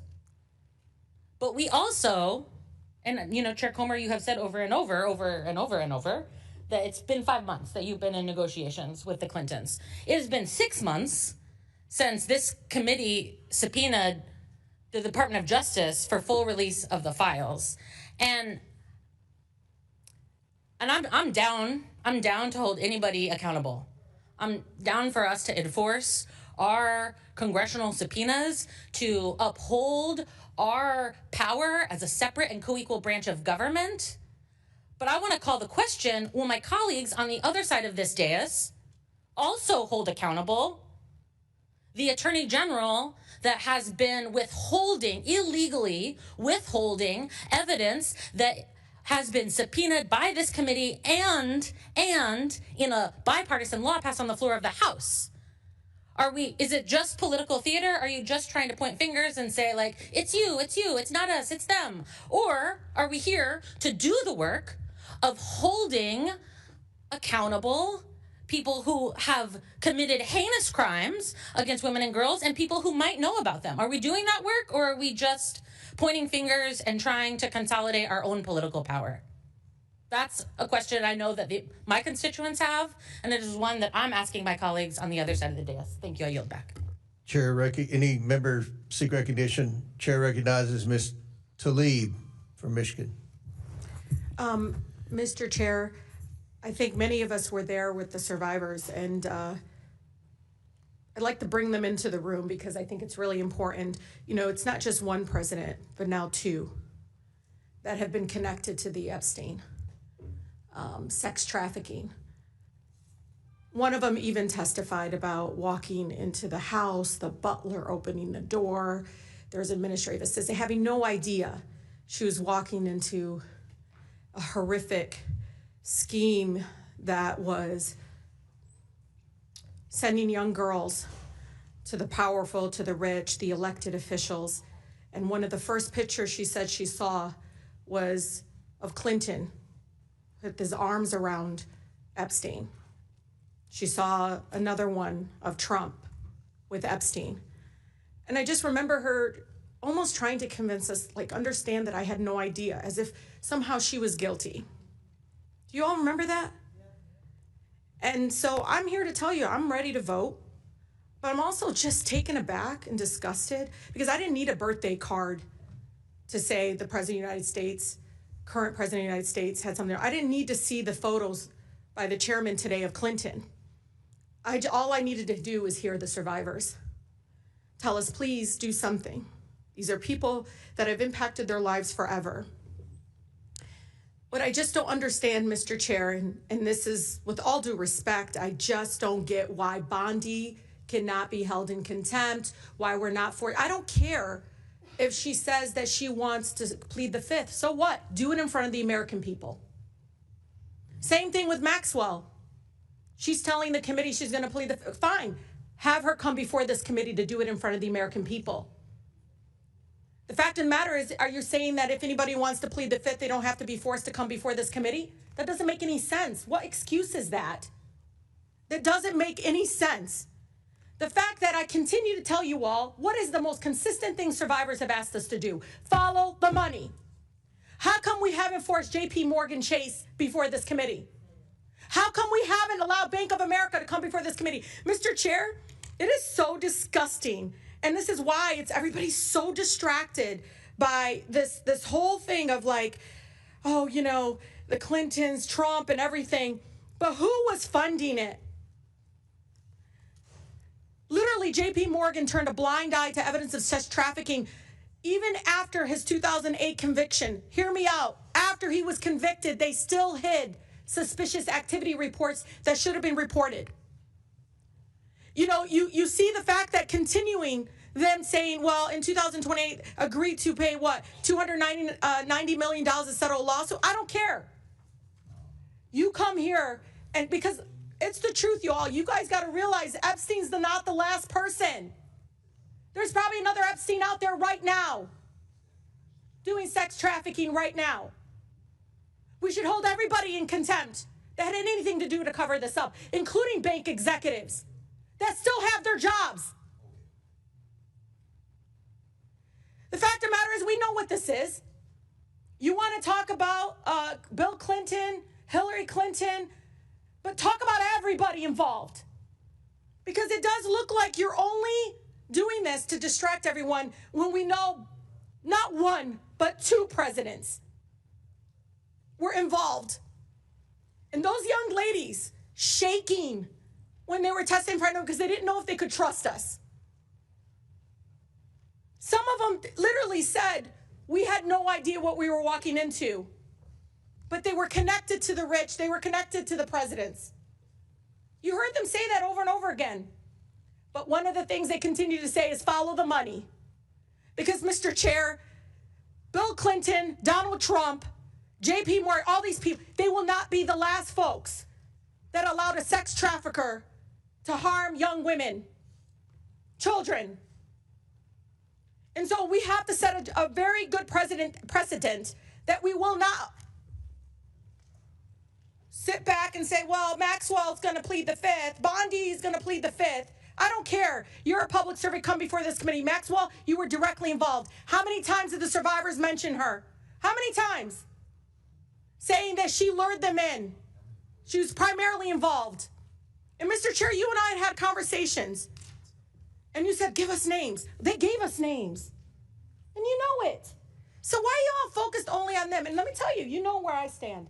I will hold anybody in contempt that will not give us information. I don't care how many lawyers they bounce up on us. But I'll tell you, Mr. Chair, shame on us for not forcing Bondi before this committee. Shame on us for not forcing Maxwell before this committee. Shame on us for not forcing JP Morgan Chase to answer questions that many of us have of $1.5 billion in suspicious activity. Because somebody had to fund this madness, this horrific actions by these men. With that, Mr. Chair, I yield. Ms. Tlaib, if I may respond to some of that before I recognize Ms. Bobert's next. Okay.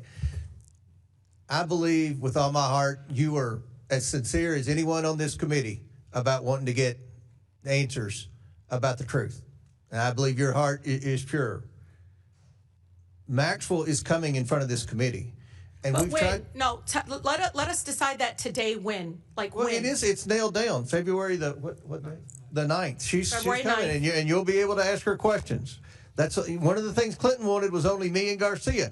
Maxwell's coming. Anyone who wants to ask her questions on this committee will be able to. So that's. No, I think that's the American nailed down. people want answers from President Clinton. I'm not trying to argue with you, Ms. Tlaib. I just want to respond to. Pam Bondi is coming before Congress in 2 weeks. I am confident she is going to be grilled by both parties on the discharge petition. If you didn't want, I don't want to, and Ms. Randall, you mentioned something about the Judiciary Committee. Believe me, I don't want to work with the Judiciary Committee on any investigation, okay? But when we passed that discharge petition, that got them involved. But we had an outstanding subpoena. Just let me explain. Pam Bondi's going to be in front of the Judiciary Committee. We'll see how that goes. We'll see if there's been a document dumped. Mr. Chair, we can't after that. forget the banking the last institutions thing, either. the last thing, this is the most important thing. Months ago, I approached Ms. Tlaib, Ms. Lee, and Ms. Stansbury, and I said, please, if you all get a chance, and I know you all are all sincere, try to get some names from these women, and we will continue to try to get documents. Mr. Chair, If I didn't want to know that, if we didn't want to, let's Ms. bring Tlaib, these bank Ms. Tlaib, you're out of executives. order. I'm just referring. We want to hold everyone accountable. We don't care. We don't care if they're billionaires. We don't care if they're Republicans. We don't care who they are. Do you agree to work with me, though? We got to get the bank executives here. Because, Mr. Chair, you and I know that this is still being funded in some other way. Epstein's dead. But we know there's another person out there doing the same thing. We know it because the banks cover it up. These suspicious activity forms were literally, these reports that had to be filed, they were there for a reason. So we can stop. And last thing, and then I'm going to open it, I think, see if there's any other members, but we are going in looking at suspicious activity reports. Both Republicans and Democrat staffs going in looking at suspicious activity reports as we speak. I'm all about looking at suspicious activity reports. Now, time's expired. Does any other member seek recognition? Mr. Fallon from Texas. Thank you, Mr. Chairman. I'd like to share a quote with you. I thought it was interesting. No one is above the law, and no one should be escaping accountability. And Hillary Clinton said that. And according to the LA Times, there's another quote. No man in this country is so high that he's above the law. I agree with both of these quotes. Al Gore said that when he was a member of this chamber, Bill Clinton's own vice president. I hope every member of this committee agrees with those quotes. So we have to ask ourselves, are we a rule of law nation or are we not? When a citizen of these United States is subpoenaed by this Congress, they should comply, plain and simple, regardless of who they are. We all get accused of things, and we should do everything we can to, because accusation is nothing but that, to prove it false if it's untrue. Jeffrey Epstein was a rapist, pedophile, sex trafficker. In street parlance, he was a scumbag, lowlife, and slimeball. And some of the things that I've read in these files, he was evil incarnate. He's also dead. I didn't even know who he was until he wasn't. So why are we here talking about a dead guy? Because he was associated with powerful people, some of which are highly likely to have participated with him in some of the worst kind of criminal activity. And if they did, they should pay. They should face justice. Whether they're rich or poor, famous or anonymous, mighty or meek. So is that what we're doing today? Are we pursuing justice and transparency? Because transparency makes an easier and shorter path to the truth. We should be pursuing the truth. But some on this committee and in this Congress are pursuing fame and campaign fortune and exploiting this issue, not in the pursuit of justice, but in the pursuit of raising hundreds of thousands of dollars using a false premise as a battering ram. Jeffrey Epstein, and here's the false premise, that Epstein was a creature of the political right, and they're protecting him, and he was pounding around with Donald Trump and those in his orbit. And that's why the Republicans won't release the files. Now, that's incendiary, but is it true? Or is it just a cheap, woke fantasy? Well, here's the facts, and the facts matter, so let's look at tail of the tape. How many confirmed visits to the White House? Under Bill Clinton, there were 17. Jeffrey Epstein visited the Clinton White House 17 times. How many times did he visit the Donald Trump White House? 0. How about documented political donations? 21,000 to the Clintons, 0 to Trump. Documented non-Clinton political contributions. 118,000 to the Dems, 18,000 to the GOP, for a total of 89% to the Democrats and the Clintons, 11% to the GOP. Now to the matter at hand. Epstein files released by the oversight Democrats from 2019 to 2023 when they were in charge of this committee, 0. Epstein released files by the oversight Republicans from 2023 to present, 53,000 pages. Epstein files released by the Biden Department of Justice, in the 4 years he was in office. Again, 0. Epstein files released by the Trump DOJ, 2025 to present, 125,000 pages. And a member of this committee completely jumped the shark again. And right after Charlie Kirk was assassinated by a left-wing loon, and it was a time where we really need to turn down the temperature and practice some civility, said, and I quote, "Republicans have been so busy protecting pedophiles and rapists that they forgot what this committee is supposed to be about." Well, I tell you what this committee is supposed to be about, Mr. Chairman, about transparency and truth. And on this matter, the Republicans have led, and we produced results, and the Democrats have done squat and bumpkiss. For the record, you know, that kind of incendiary rhetoric, while it may make headlines and make people famous, or perhaps better stated infamous, and raise loads of woke cash, maybe even get you invited to Hollywood parties. But at what cost? Those kind of lies create division and damage, and they're ludicrous, absurd, lazy, and perhaps, worst of all, unoriginal. And I don't think it's going to translate much to Journey to the Upper Chamber. I hope it doesn't translate to that. The Trump administration and Republicans on this committee and on this issue have served Lady Justice by a count of about 178,000 to 0. So the Clintons should come in, honor the subpoena, and testify. And you know why, Mr. Chairman? In the pursuit of truth. Mr. Chairman, I yield back. Gentleman yields back. Chair recognizes Ms. Stansberry from New Mexico. Thank you, Mr. Chairman. You'll have to forgive me if I do not give a slow clap to our colleague across the aisle for his Academy Award-winning appearance just now in front of the committee. But I want to just address some of the things that I heard here today and to talk about why we're here. What I've heard here this morning in front of this committee is exactly why the American people hate politics. Because the American people don't care if you're a Republican, if you're a Democrat, if you're an independent, whether you vote or you don't. They want the Epstein files and they want justice and accountability. And they don't give a damn whether or not it's Democrats or Republicans or who is implicated. They want accountability. And that is what the survivors are asking us for. They are asking us to do our jobs, to make good on the promises that we made them when they came and met with us, and to actually, in good faith, conduct an investigation. Now, I always think it's important to pull back the curtain for the American people about what happens in these committees. And I was not shocked and surprised, but, you know, I think it's important to note that when I stepped out of the committee a few moments ago, the press were huddled on the Republican side of this committee room to take statements from the Republicans. They're not out in the kind of like neutral area. They're standing outside the Republican door so that after this vote is taken, our Republican colleagues can walk out and make a statement to the press. Now, I think that that's important to note for the public here, because this is not about true accountability.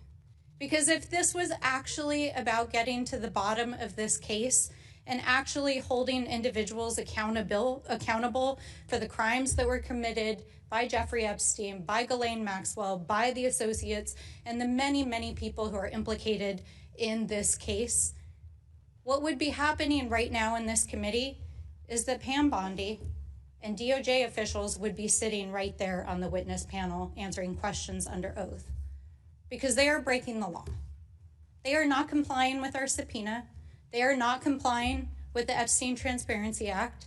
And on the day, the final deadline, that they were supposed to release their final explanation about why they may have redacted some files, and in fact they have, as has been stated many times, only released less than 1% of the files, Donald Trump used the United States military to invade a foreign country and steal their oil. And while we're sitting here and our colleagues are trying to create a spectacle for the media, every single newspaper in the United States and the world's headline is about how Donald Trump right now is in Europe embarrassing the United States. How he is threatening our NATO allies to invade Greenland. humiliating the United States. And I have to say, I was home over the weekend for Dr. Martin Luther King Jr. celebrations to honor the life and legacy of Dr. King.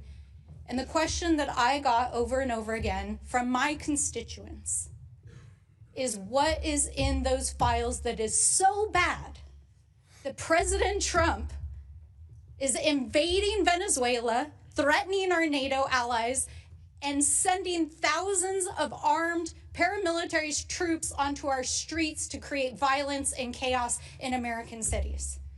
That is what the American people are actually asking us. And so I will be honest, Mr. Chairman, I am deeply troubled that the individuals who are the subject of today's hearing did not appear on their scheduled date. No one is above the law. But I do know, based on the correspondence, that they have been corresponding with you regularly to try to resolve this issue. But I don't believe that's what this hearing is actually about. Because if it was actually about getting justice and about getting the truth, we would have DOJ here. We would be holding Pam Bondi in contempt, and we would be hearing from the survivors themselves. And so I have to agree with my colleagues that I believe that this is part of an extended smokescreen to try to cover things up. And so I do ask my colleagues across the aisle, if you are earnest about getting to the truth and getting to justice, then bring DOJ in here and hold them accountable, because that is actually what the American people want. I yield back. And lady yields back. Before I recognize Mr. Biggs, I want to point out again for the umpteenth time, Pam Bondi is coming in front of Congress under oath, and there'll be lots of opportunities to ask her questions about the Epstein files. But Mr. Chair, can I ask a question? She's violated a subpoena from this committee, and From she this should be held in committee. contempt for that. That's a fact. Here's the difference. They have been turning over documents. Now, I've said it 100 times. It's not as quick as we would like, but they're turning over documents. And I've been very clear today and in hundreds of interviews. You can't be serious we that expect 1% the is document. turning over documents. What's the deadline for them? When do you expect the full Well, document? in our subpoena, there was no deadline. And then we voted for the discharge petition, and there's a deadline. The discharge petition's in judiciary. She's coming in front of judiciary.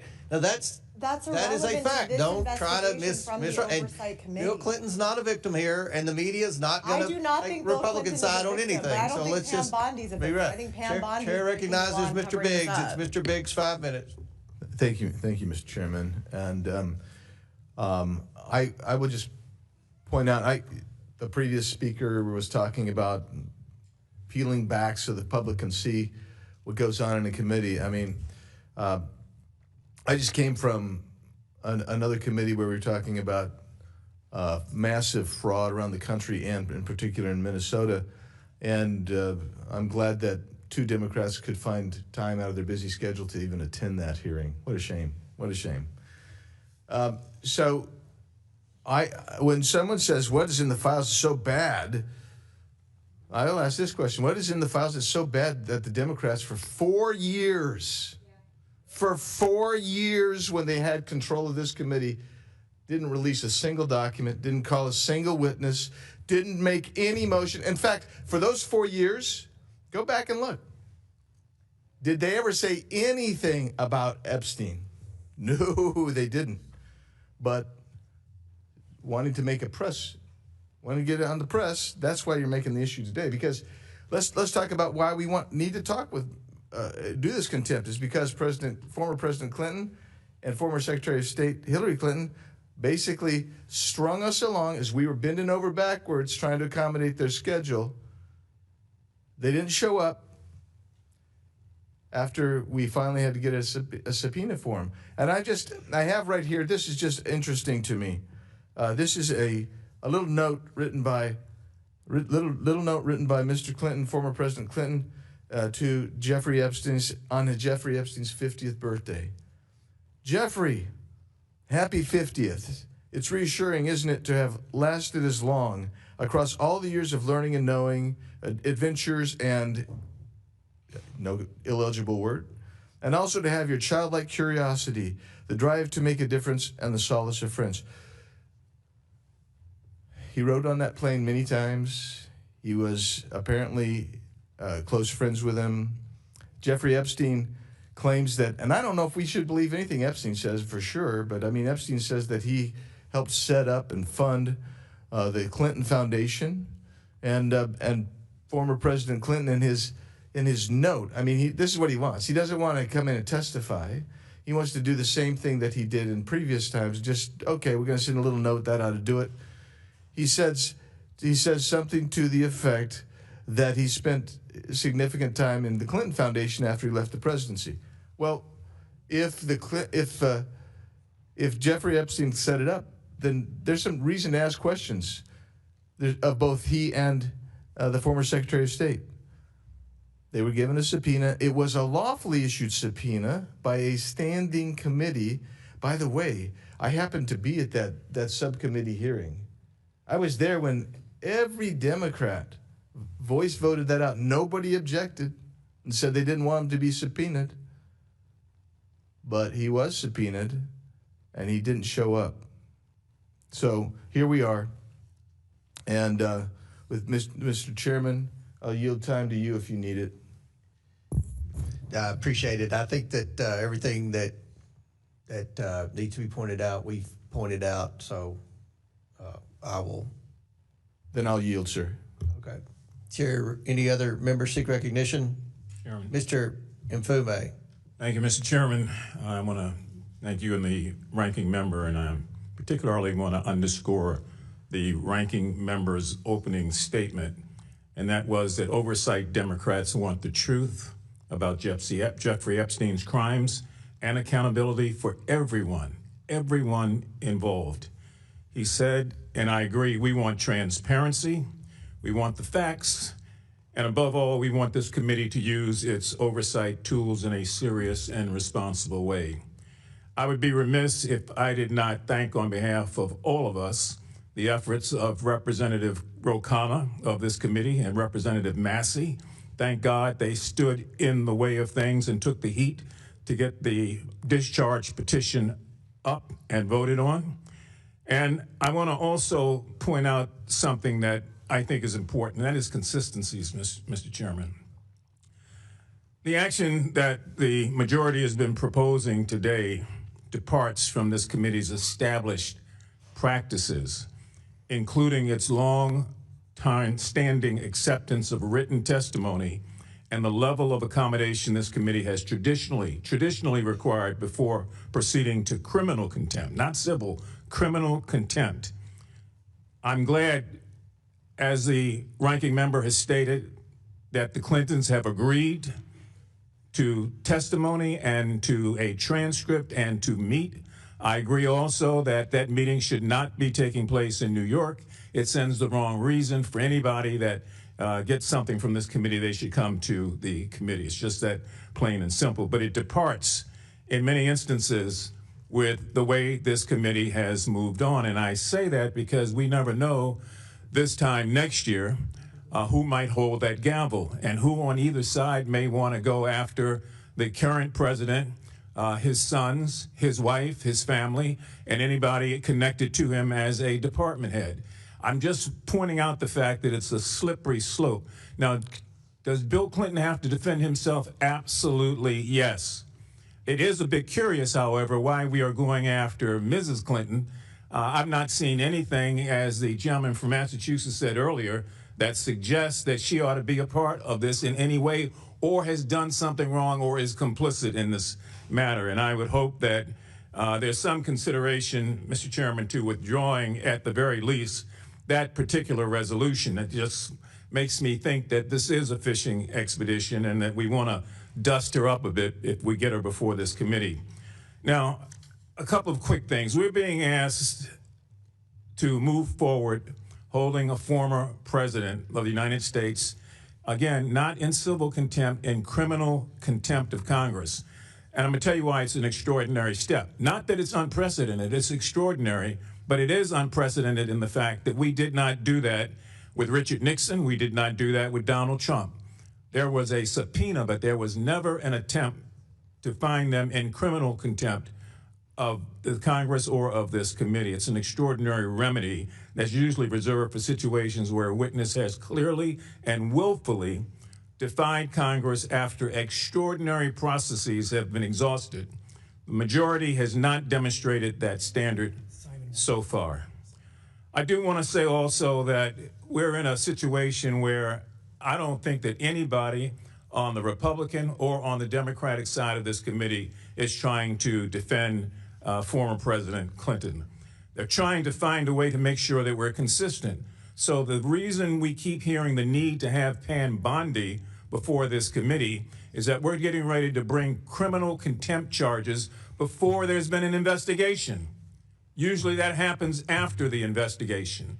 And the notion that somebody is going to come before this committee, Mrs. Maxwell, and take the fifth, I don't care. She's already a convicted criminal. She can't take the fifth. But we can do the actions we ought to be about, and that is to make sure that both of them are before this committee, and then to make sure also, or to suggest, it's up to you and the ranking member, that that meeting takes place and those transcripts are made available, and that Mr. Clinton comes before the committee with counsel so that we then are in a position to move forward. We're taking a big jump here without doing some of the things that we normally do.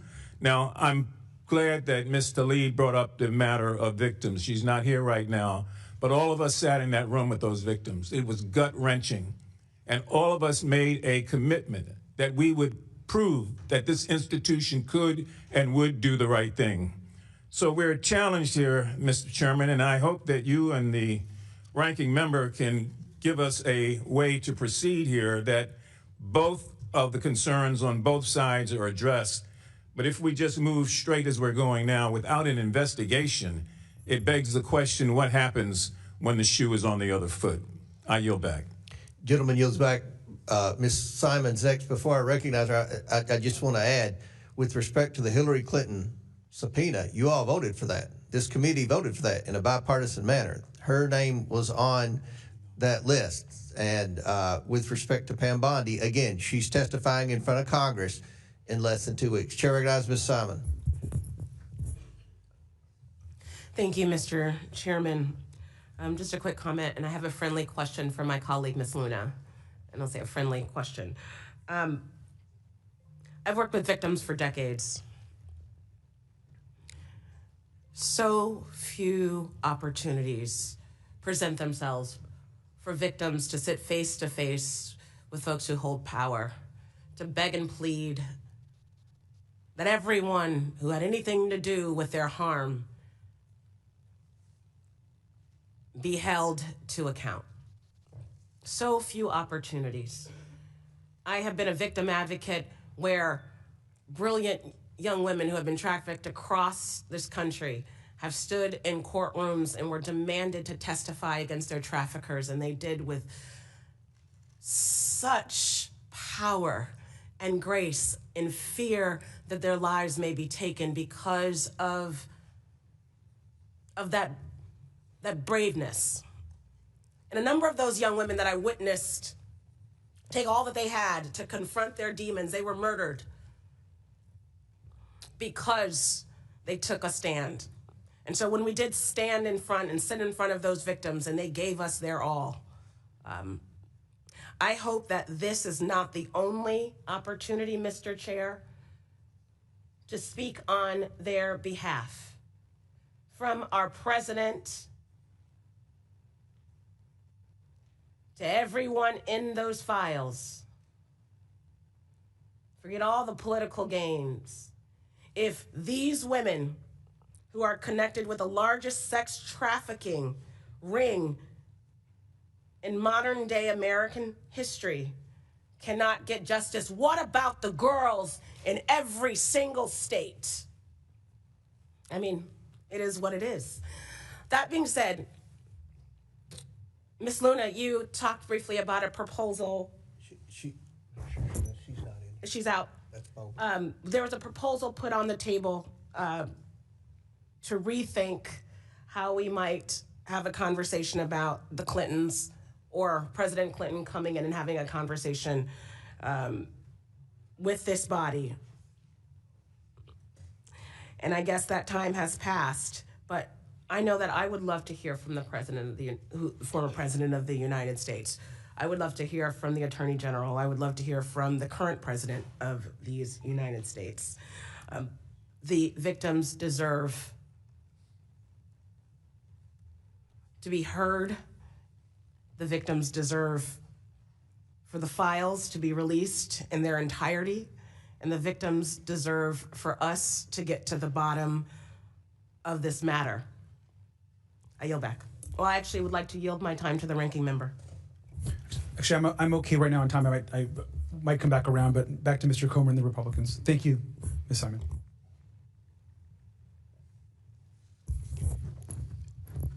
Okay.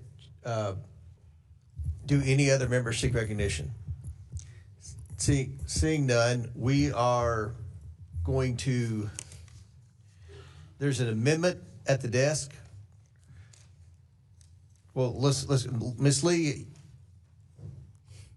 what purpose do you seek recognition? I have an amendment at the desk. Will the clerk distribute the amendment to all members? The clerk will designate the amendment. An amendment to the amendment in nature of a substitute to the William J. Clinton contempt report as offered by Ms. Lee of Pennsylvania. Without objection, the amendment is considered as read. I reserve a point of order. The gentlewoman is recognized for 5 minutes to explain her amendment. Thank you, Mr. Chair. I think that even listening to this debate throughout our hearing today, our markup today, I think it's really clear that at the heart of this effort to release the Epstein files are very real human beings who have experienced unimaginable harm. They have been repeatedly victimized by the indifference of the U.S. government and the injustice that they face. They deserve peace and healing and justice. When my motion to subpoena the Epstein files passed, this committee resolved to get that justice for those survivors. And I thank Chairman Comer for pushing this effort forward by issuing additional subpoenas for the Epstein estate and the banks. And we know that without the full files from the DOJ, that is just not enough. That's why I'm introducing this amendment, which holds Attorney General Pam Bondi in civil contempt for failing to comply with the August 5th subpoena, and I urge my colleagues to support it. And we believe that we should start with civil contempt because we are serious about this investigation. We want these files and we want to hear from them. And we must start there. The Department of Justice needs to be the priority. We can move to noncompliance by anyone else, including Ghislaine Maxwell, after we have received those files. It has been 5 months, and we're still missing over 5 million pages of documents purportedly. The Department of Justice has only released 1% of those files. They have stonewalled this committee since August, and they have failed to provide even the most basic updates. How is that not an insult both to the authority of this committee and the survivors? Without the full files, how can we know who might have legitimate knowledge or who might be culpable?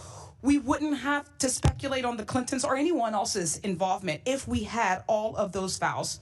And to be clear, I'm certainly not opposed to the President and Secretary Clinton being held accountable for violating the subpoena.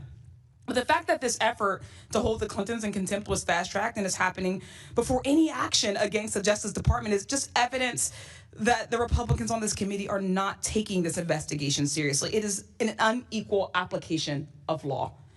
And again, it is a bit ironic that these contempt resolutions empower the Justice Department to imprison possibly 2 people for defying the exact same subpoena that they themselves are defying.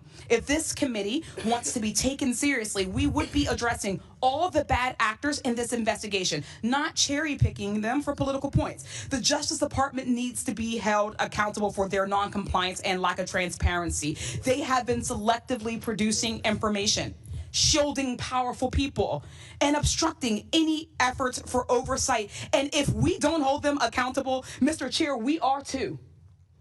Just this past Friday, Attorney General Bondi asked a New York federal judge to deny an appointment of a special master to monitor the release of the Epstein files. They don't want a neutral third party making sure they follow the law. I think all of us should be questioning what the Justice Department is doing that they don't want the American people to see. We can't just take them at their word that they'll eventually get around to releasing the files. Quite frankly, they have put up the same, if not far less of an action as the Clintons have. What little information they've released so far has either already been made public or has been a mess of just sketchy redactions. A group of survivors sent a letter to the Justice Department's Inspector General complaining that the redactions had been, quote, selective. They pointed out that multiple times the names of alleged abusers appeared to be redacted, yet some survivors' names and identifying information were released. To be clear, the subpoena I moved to secure does not allow for redactions unless it would protect the identity of a survivor or contains child sex abuse materials. They have had plenty of time to work with this committee to protect survivors' identities. This is bigger than one case. It's about rich and powerful people being protected by each other and institutions. It's about a system that has enabled Jeffrey Epstein and Ghislaine Maxwell and whoever their co-conspirators are to buy favors and silence from our government. This effort is the one time we could get some real accountability and reclaim the power of this system. Republicans, don't drop the ball by allowing Pam Bondi and the Department of Justice to play us for fools. Mr. Chair, you are setting a precedent that non-compliance with this committee will result in immediate contempt proceedings. So I challenge you and my Republican colleagues to put your money where your mouth is and pass this amendment in holding Pam Bondi in contempt. I yield back. Gentle yields back. I'll recognize myself just for amendment. Look, I oppose this amendment, and I hope everyone on the committee opposes this. That's because Attorney General Bondi and the Department of Justice, they have released documents. Again, not at the speed or pace that any of us want, but they are complying with our subpoena. That is a fact. I oppose your amendment, Ms. Lee, because you amend the criminal to civil. And I think that most of what I'm hearing from my colleagues on the other side of the aisle is everyone wants to hear from the Clintons. They've had an opportunity for 5 months. They will have another opportunity between today's vote and the floor to come in and answer questions.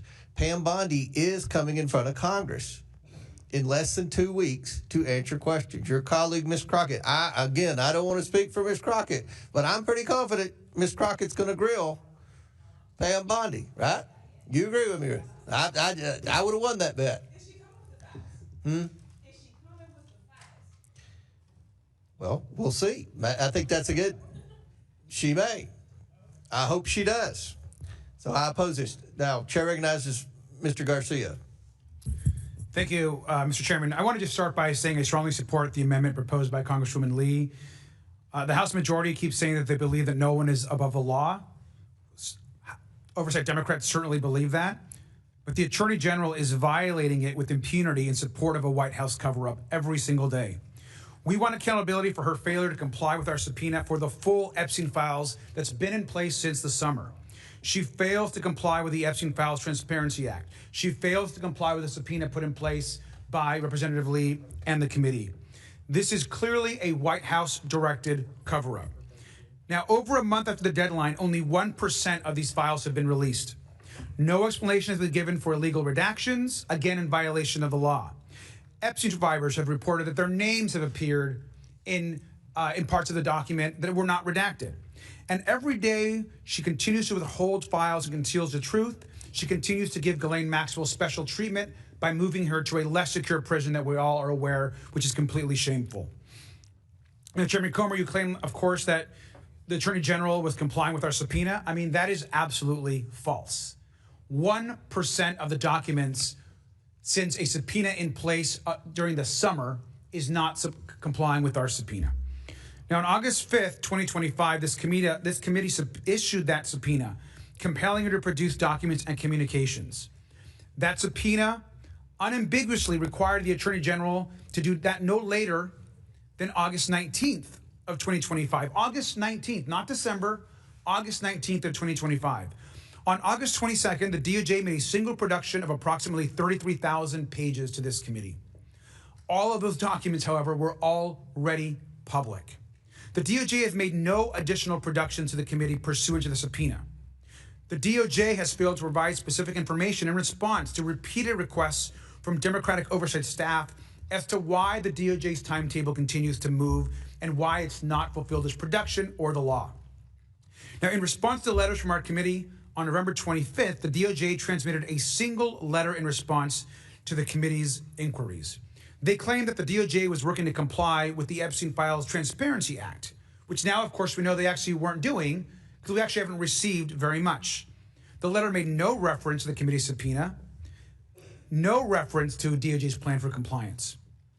The corrupt failure to comply with the Epstein Files Transparency Act is not just a crime, it also shows that the Attorney General has made no attempt to actually comply with our subpoena. Now, oversight Republicans might be happy to give President Trump and Pam Bondi a free pass to break the law, but this committee shouldn't do so. This amendment will allow us to go to court to force Pam Bondi to comply with our subpoena and to finally bring the Epstein files to light. I urge adoption, and I yield back. Gentleman yields back. Any other members seek recognition? Who's next on your side? Lynch, Mr. Lynch from Massachusetts. Yeah, thank you, Mr. Chairman. Look, as the ranking member pointed out, we've got about 1% of the documents.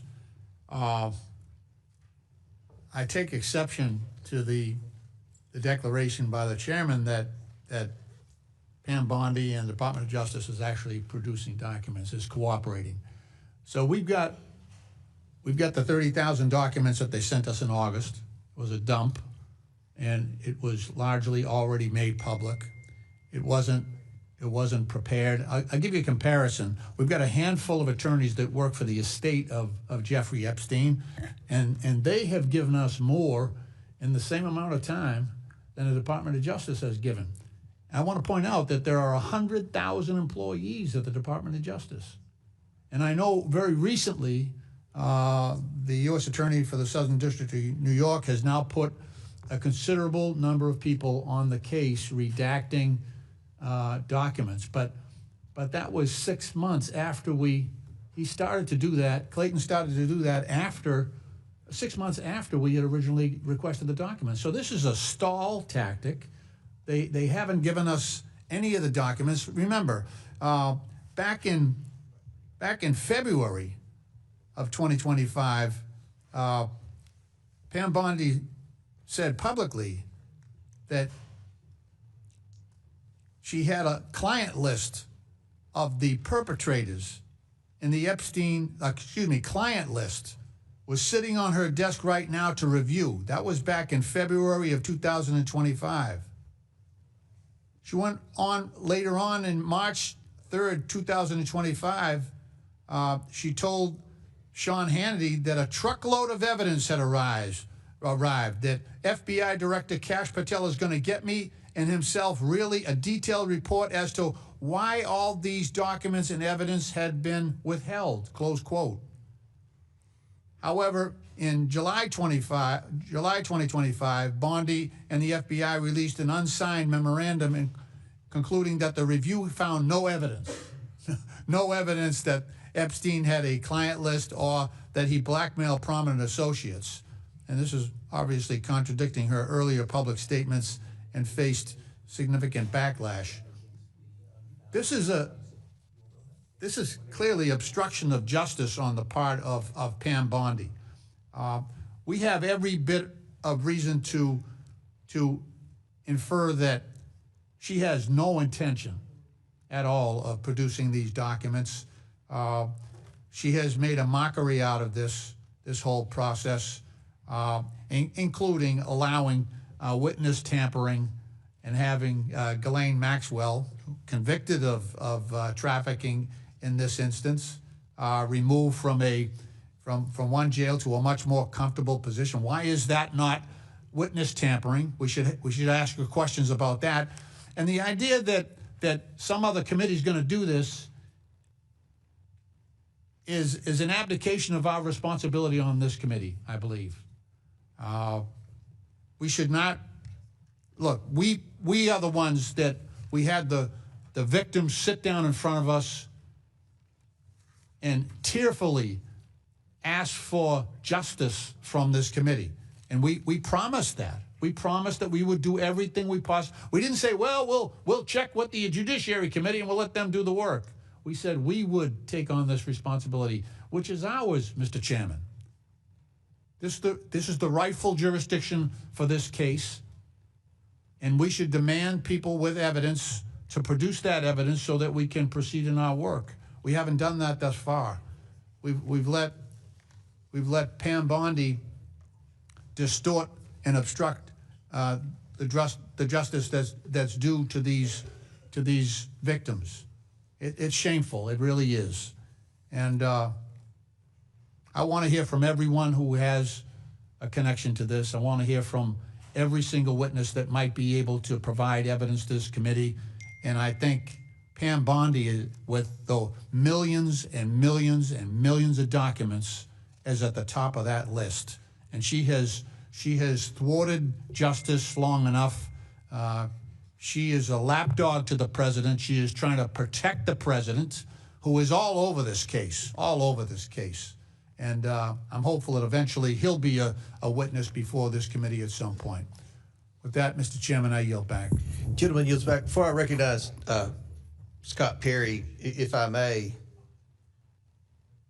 this committee has done everything that the victims asked that day in that hearing. They asked that we subpoena the estate.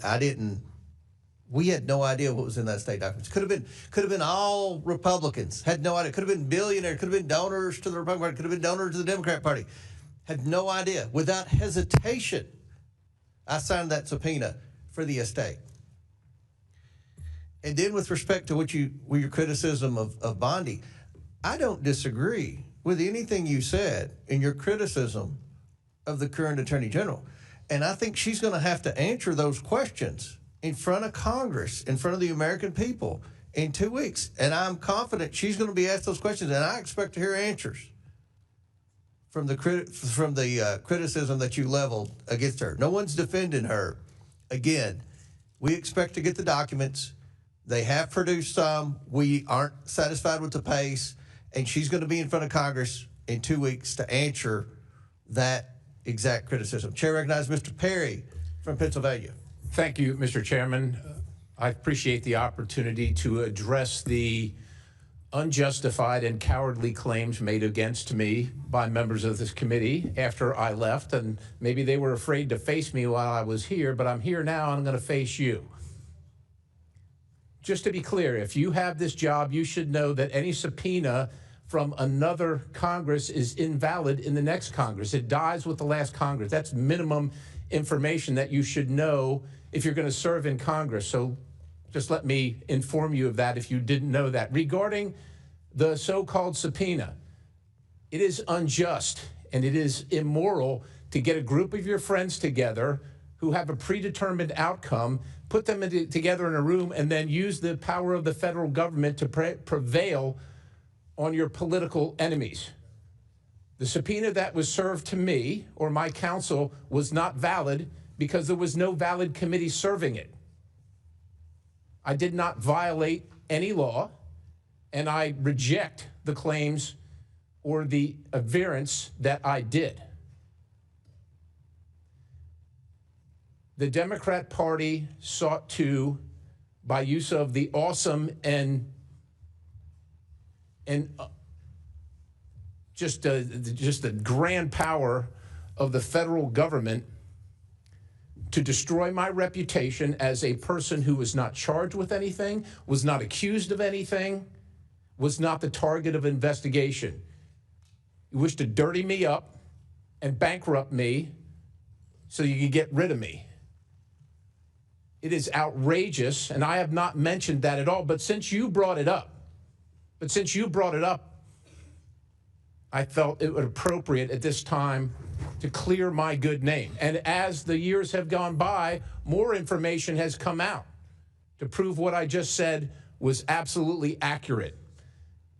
What happened during that period of time when you were in the majority was you set up a star chamber with predetermined outcomes and then sought to destroy in any way possible your political enemies by fashioning lies and then repeating them over and over again, which you do to this day. which you do to this moment.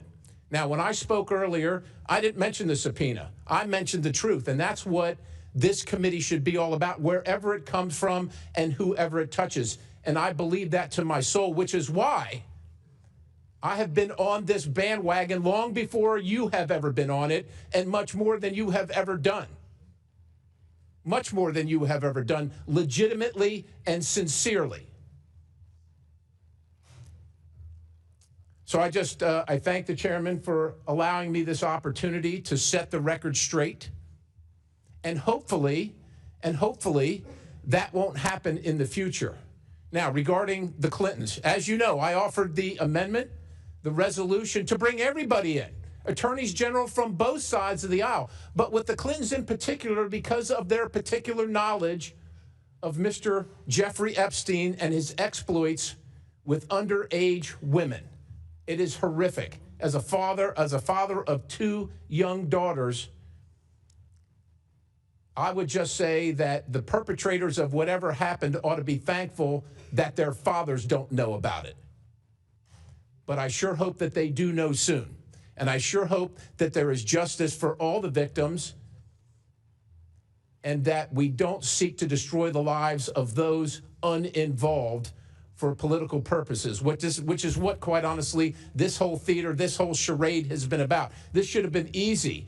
Is Mr. Clinton an American citizen? We appreciate that he was the president, but according to his wife, he's not above the law, and neither is she.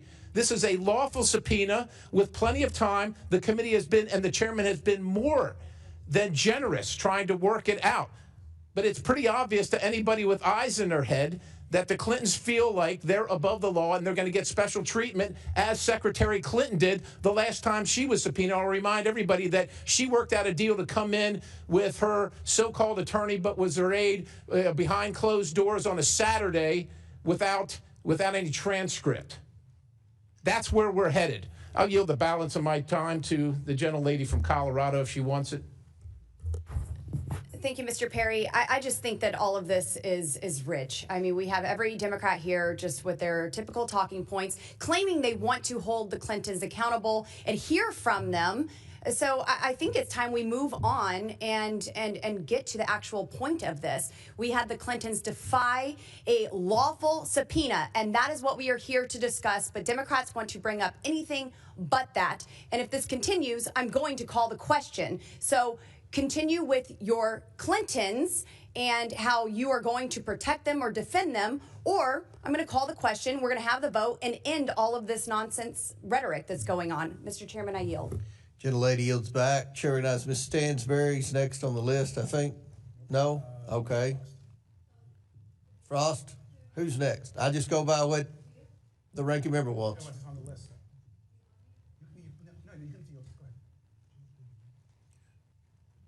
So who's next? Mr. Frost. Frost from Florida. I just want to speak in support of this amendment that has been put forth by Representative Lee. Look, at the end of the day, the United States Congress voted damn near unanimously. One member of Congress voted against releasing the Epstein files, happens to be a Republican on this committee, but damn near unanimously, we said we want the files. Months before that, in a subcommittee on this committee, we said we issued a subpoena for the files as well. They have failed to comply with the law, not just on one law that we passed, but also on a lawful subpoena that this committee put forth.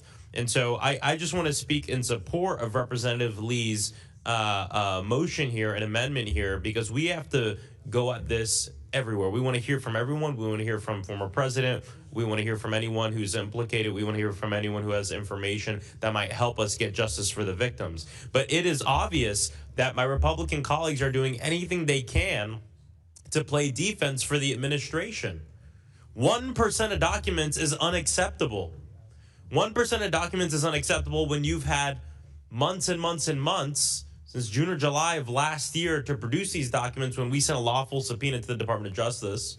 1% of documents is unacceptable for a bill passed by the United States Congress that they are in violation of. They're breaking the law right now as we speak. And all we're asking for is accountability here for everyone. And so this amendment, I think, is very simple. I know the chairman keeps bringing up the fact that Pam Bondi is going to come to the Judiciary Committee. The Judiciary Committee is not the committee that is leading the investigation on this. We are the Oversight Committee. And so she can go over to the Judiciary Committee all she wants, like she, by the way, is supposed to, like every other attorney general has in the history of this country, shows up before the Judiciary Committee at least once a year or once in Congress to talk about a lot of different business. But we have a very specific thing we need to talk with her about. And it is talking with her about the fact that she is breaking the law and that the administration is obviously slow rolling, putting forth the Epstein files. And I do not buy this thing that, oh, well, they're taking their time to redact it and this and that. We all know that's a load of BS. We all know that that is a talking point that perhaps the administration gave some of my colleagues that they are just repeating over and over and over again. But when you have the entire Department of Justice or a lot of people working on this, you should be able to produce documents in a much faster way. And the law was clear. And by the way, it's the law that we all voted on. So if you thought that the timetable was unfair, you should have voted no. But you voted yes. We all voted yes, except one. And so I think this is a very sensible amendment that everyone should vote yes on. Because it is important that we have accountability across the board, no matter who you are. I will yield. Do you want my time, ranking member? I'll yield the balance of my time to the ranking member. Thank you. Thank you again, Mr. Frost. Just to conclude, we obviously have and support Representative Lee's amendment. We think it's important. It's important to get Pam Bondi to actually produce the files. And it's certainly important to move this debate forward. And so I just, again, want to reiterate and reinforce our support as we wrap up this debate on this amendment. And so thank you, Mr. Coomer. Thank you. We have one more speaking request on our side. That's Mr. Biggs from Arizona. Thank you, Mr. Chairman. And turns out, apparently, I was mentioned as well. When I was conducting that hearing that on Minnesota fraud and other fraud that the Democrats were so interested in that only 2 of them bothered to show up. That was interesting. Well, so let's talk about the illicit subpoenas, because I think some of my colleagues may not remember this, but the resolution that we all passed out of here to install the J6 committee gave to then Minority Leader Kevin McCarthy specific authority to name the members from the Republican side that would sit on the J6 committee. So he named them. But Speaker Pelosi didn't like those guys. So she said, no, they can't be on the committee. So she booted them and replaced them with people that she felt would be more amenable to accomplish the desired political outcome that she wanted the J6 committee to have. And that was, so she put 2 individuals, you will remember Liz Cheney and Adam Kinzinger on there, having removed, and no other Republicans were on there. And so not only did she violate the resolution, but the resolution all called for a certain number to be on there, and there were not that number. So the committee itself was illicit. It was not a standing committee like this is, where you have jurisdictional authorities.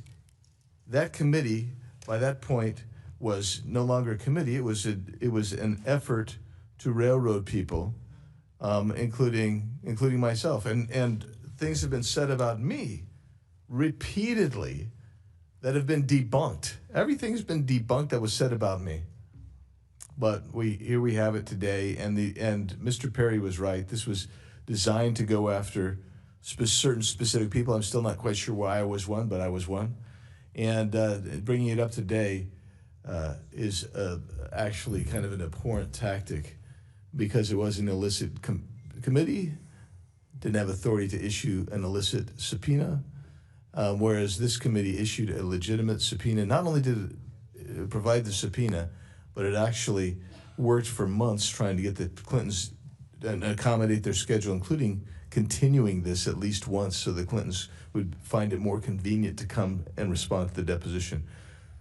Leaving all other deflection aside, if you really want the Clintons to come in and answer these questions, then this would be the appropriate time to vote to hold them in contempt. And with that, Mr. Chairman, I yield back to you. Gentleman yields back. The question is now Mr. on Chairman. the amendment offered by Ms. Lee from Pennsylvania. Mr. Chairman. Okay. If I might, go ahead. So that we know exactly what we're doing here, because this has gone way off of where we started with Ms. Lee's amendment. So that members of the committee know, this resolves itself that the Committee on Oversight and Government Reform shall initiate judicial proceedings in any federal court of competent jurisdiction on behalf of the Committee on Oversight and Government Reform to seek declaratory judgments affirming the duty of Patricia or Pamela J. Bondi, Attorney General of the United States, to comply with the subpoena duly issued to her by the chairman of the Committee on Oversight and Government Reform as a part of investigating and the investigation into federal government's enforcement of sex trafficking law generally and specifically its handling of the investigation and prosecution of Jeffrey Epstein and Ghislaine Maxwell. How we vote on this will be very telling. I support this amendment. I would urge other members of the committee to do so also, if we are serious about equal practice and holding everyone accountable. I yield back, sir. Gentleman yields back. The question is now on the amendment offered by Ms. Lee from Pennsylvania. All those in favor of the Lee amendment signify by saying aye. Aye. All those opposed, no. No. In the opinion of the chair, the noes have it, and the amendment is not. Recorded vote, please, sir. A recorded vote is ordered as previously announced. Further proceedings on the question will be postponed. For what? Mr. Chair, I have an amendment at the desk. The clerk will distribute the amendment to all members. The clerk will designate the amendment. Amendment to the amendment in the nature of a substitute to the William J. Clinton contempt report is offered by Mr. Min of California. Without objection, the amendment is considered as read. I reserve a point of order. The gentleman from California is recognized for 5 minutes to explain his amendment.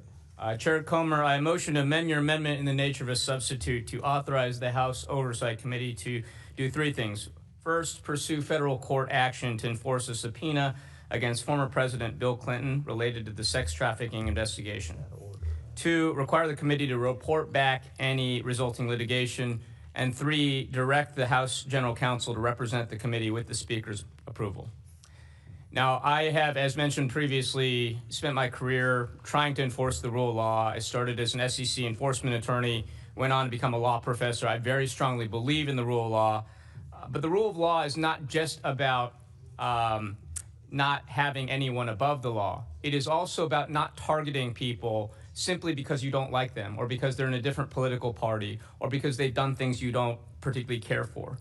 Going after an individual uniquely because of how they're positioned is also a gross violation of our powers and of the rule of law. And if you look at the precedent of how Congress has operated, we have three inherent powers when it comes to contempt. Inherent contempt, civil enforcement, and criminal contempt. Now, since we initiated criminal contempt back in the 1930s, we have rarely, if ever, used criminal contempt as a charge, and we have almost never leapt from civil enforcement to criminal contempt.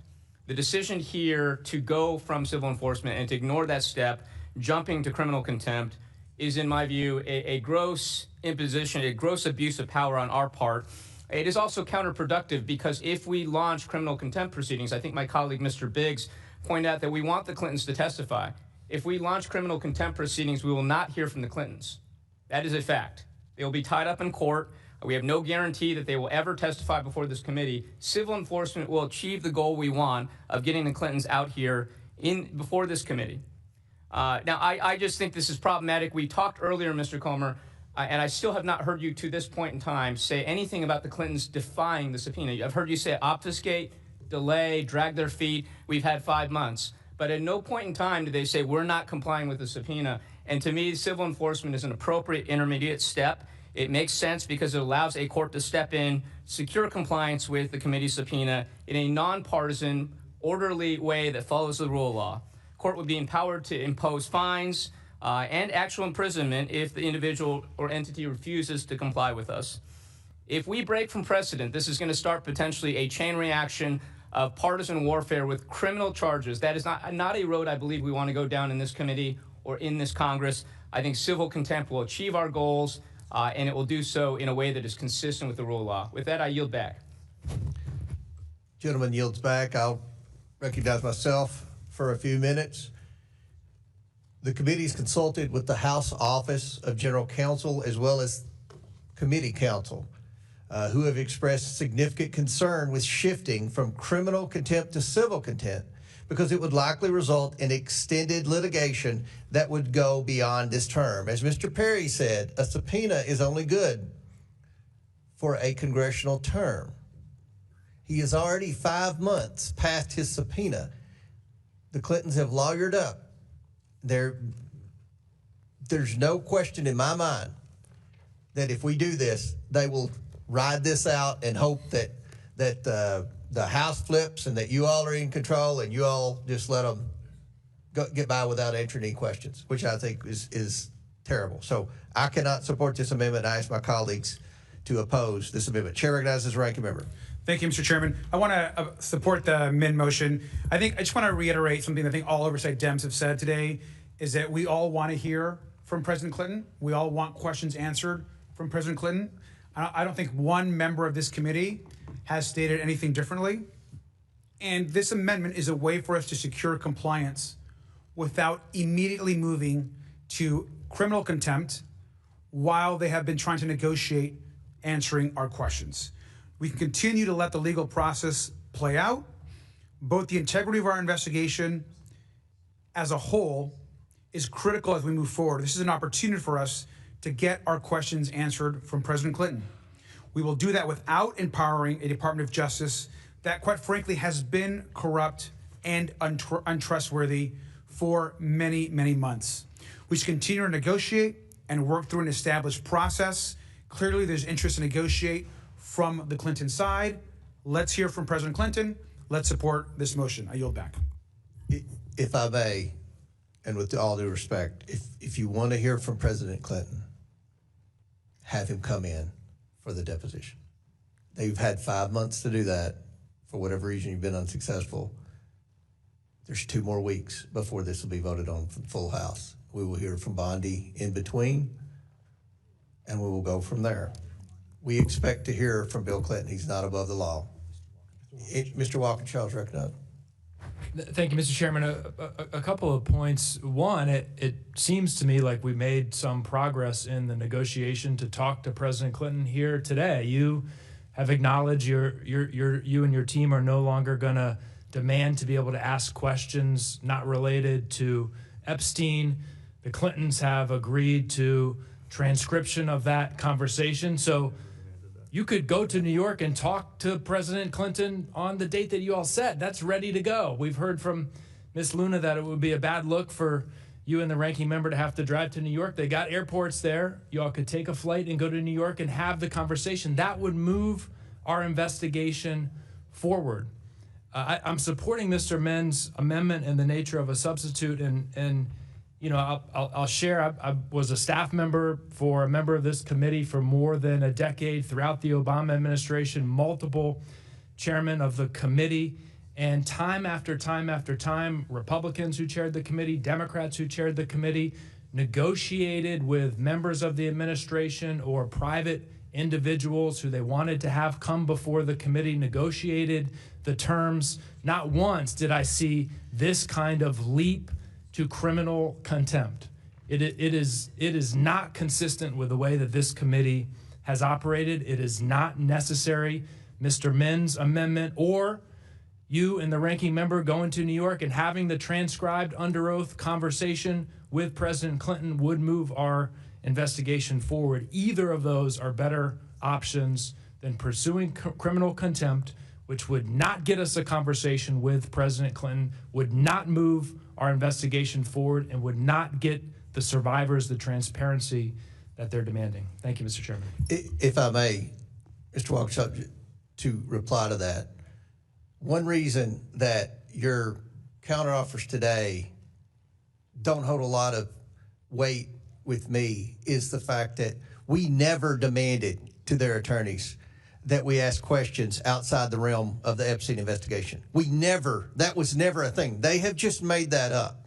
So their dishonesty, we've already admitted one lie when they said this wasn't a lawful subpoena. That was in the letter from Bill Clinton and Hillary Clinton to me. They said this is not a lawful subpoena. It is a lawful subpoena. Does anybody disagree with that? It is a lawful subpoena. So, number two, we've never asked to ask questions outside of this. And I'll give you an example. When we were negotiating with Hunter Biden's attorneys, or judiciary was negotiating, we agreed when Hunter Biden came in to talk about the Biden influence peddling and the money that they were receiving from foreign countries, we wouldn't ask about the stuff on the laptop. We wouldn't ask about the stuff in the suspicious activity reports about human trafficking and other things with Hunter Biden. We only asked about the influence peddling, which was what the investigation was. And it's been the same with the Clintons. So if their attorneys are trying to spin out with the media that we wanted to talk about Monica Lewinsky or anything else, that is not true. All we want to talk about is Epstein. That has always been the deal. And for them to say otherwise is a complete 100% lie by the Clinton attorneys. Well, I'm glad to hear that, Mr. Chairman, and I'm glad that the Clintons have agreed to have the conversation transcribed. So it seems to me that the only remaining barrier of the barriers you have identified is you don't want to go to New York. And from my view, this investigation I'm going to New York is important this weekend. enough. That's not a barrier. Go to the moon. Let's have the conversation. You can do it. Chair recognizes who's next. Ms. Stansbury. Thank you. Honestly, I just want to get some clarification because I've heard so many different things here this morning. So, Mr. Chairman, you just said you're willing to go to New York. In fact, you're going to New York this weekend. Is that correct? The committee has released the emails, so you can see the communication between the two. I'm not trying to be difficult. I really just want to understand. Are you willing to go to New York to conduct this interview and deposition? With the committee, with the staff, it's not going to just be. We have negotiated this for 5 months, Ms. Stansbury. No, I'm just asking. And you're all so are thinking, and they've had 5 months. So is the answer a yes? It sounds like it's a yes. My other question for you is so it's my understanding that you guys have received both correspondence by phone, email, and from a written letter from the attorneys from the Clintons offering to do this on the record with you, with the staff, with the attorneys. Is that correct? I wasn't paying attention to your question. Okay, we're here pursuant to a motion you brought for contempt, and the claim is that you have made reasonable accommodations and that they have not been responsive, but they have transmitted correspondence to all of the members of the committee, including yourself and all of the members, basically including a letter from their attorneys stating that they have offered by phone, that they have offered by email, and they have offered in a written letter from both themselves and the attorneys to meet with you on the record with the staff to give sworn statements. Is that correct? We have negotiated for yes 5 or no. You all are trying to create a false narrative. You've had 5 months. You should have gotten to the Clintons before the contempt vote. All I'm asking you is if that's true. And if they weren't losing public opinion, Ms. Stansbury, they would be defying this now. That's the only reason there's negotiations at the last minute. But Mr. Chairman, I'm just asking. They don't get to make the rules. We make the rules. The chairman of the committee, we make the rules. But Mr. Chairman, is that the fact? That's all I'm asking. Is that factual? Just to be clear for the public, his staff are advising the chairman to not answer that question. Okay. No, the staff said they couldn't understand what the hell you were saying because you've blabbered for 3 minutes. But go ahead. Okay, Mr. Chairman, let me say it again. Is it true that the Clintons and their attorneys have had multiple conversations with you via phone, via email, and via written correspondence offering to give sworn statements on the record to you and the staff? Just a yes or no. The Clintons said that we could take notes, Mr. Garcia and I. But The committee would like to ask questions as well. Are you not in receipt of a letter postmarked from their attorneys yesterday saying that they would give sworn statements under oath? Sworn, that's not a record. You're not in possession of the letter that their attorneys sent yesterday to the entire committee. What their letter is stating isn't what you're stating. Okay, well, I'm not going to read the letter. We'll make sure it's available to the public. Although I'm sure But they'll in make any sure case- anything's available to the public. The problem is they've not been truthful, and But Mr. Chairman, the legal standard for contempt is non-cooperation. And so my question to you is, are you making reasonable accommodations? Are you cooperating? Are you in correspondence with them? And this is in direct relation to the motion that was made now for an amendment that essentially would use our civil compliance code in order to get full compliance from the committee. And you're saying you're opposed to it because they haven't complied. But I have not heard you lay out the case for compliance. So why would you oppose civil compliance? Ms. Stansbury, we've been negotiating for 5 months. In the meantime, every other person has complied with the subpoena that we've dealt with. That's not the legal standard for the court, Mr. Chairman.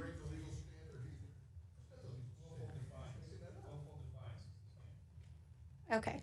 Well, I see we have a lot of armchair lawyers here. I am not one. But Mr. Min, I do support your amendment. And I think that while the chairman refused to answer questions on the record, I think we established that there has been ongoing correspondence and that it does not meet the standard.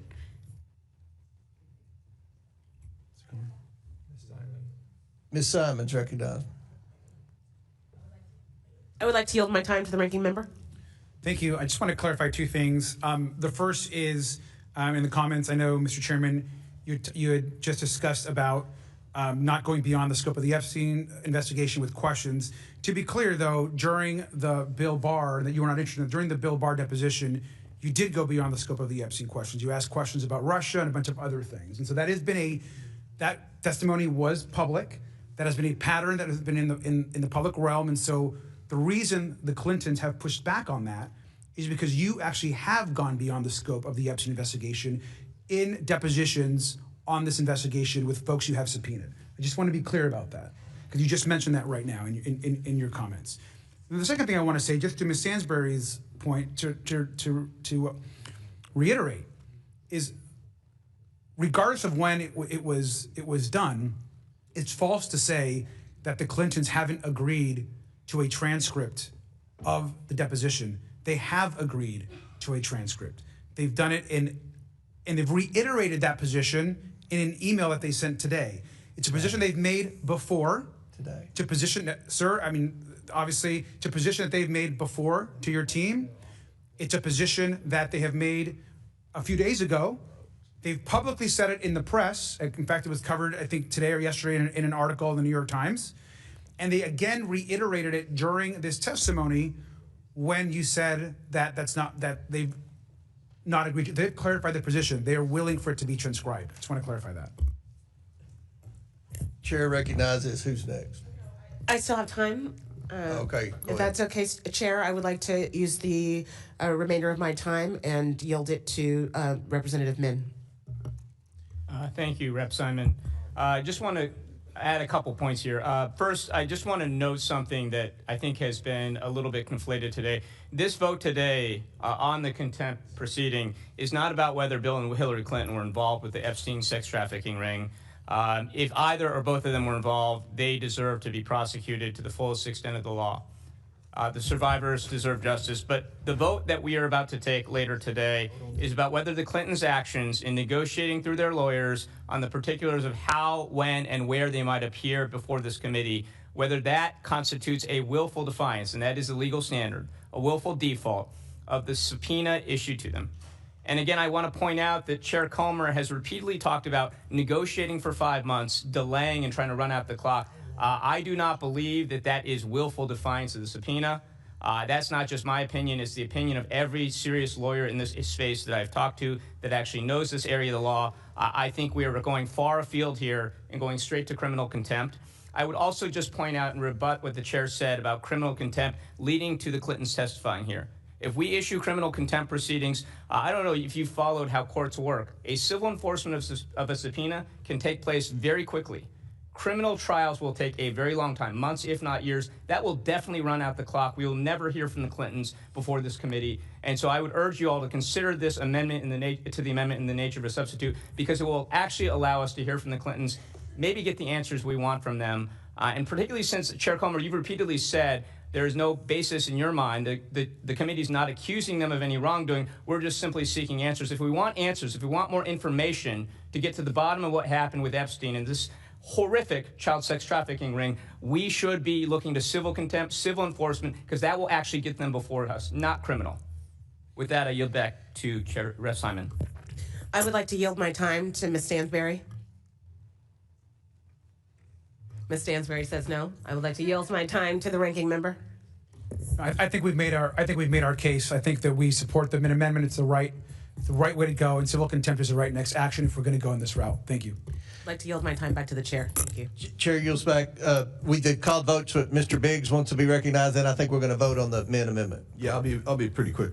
So when you take into the correct legal standard, and you talk about willful and defiance, so you have a culpable middle state and you have the act. Mm-hmm. The act took place here when they didn't show up. That's the defiance. They didn't show up. Now the question is, was it willful? Well, the other piece of evidence you have that it was willful is they sent a little note saying, this is all we're going to say. This is what happened here. And that's the evidence. It was willful. They knew about the subpoena because they negotiated with you. You even moved the time for them. They chose not to come. When you reissued the date, you gave them the date that ostensibly was going to be more convenient. They continued to say they were going to come, and then at the last minute they slipped a note in saying, this is what I'm going to say. I'm not saying anything more. That's the culpable middle state. You've got willful defiance. Thus, contempt is appropriate. And I'll yield back, Mr. Chairman. Very good. Very good. The question is now on the Min amendment. All those in favor signify by saying aye. Aye. All those opposed say no. No. In the opinion of the chair, the noes have it. A recorded vote is ordered. As previously announced, further proceedings on the question will be postponed. Pursuant to the previous order, the chair declares the committee in recess, subject to the call of the chair. We will plan to convene immediately after the first vote series. With that, the committee stands in recess.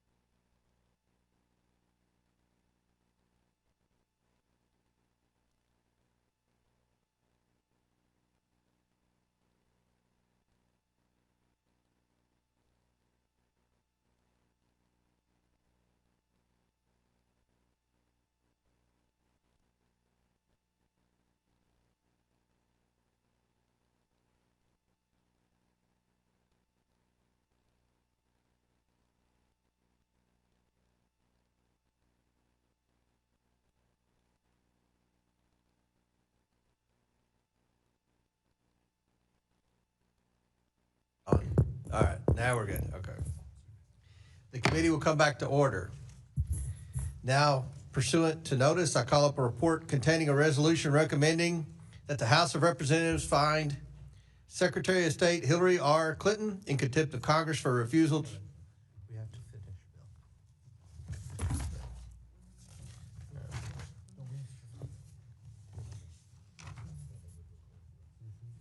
Bill. Okay. Mr. Chairman, I have a point of order. Point of order. State your point. Are the amendments going to precede the vote on the two resolutions, or is it the other way around?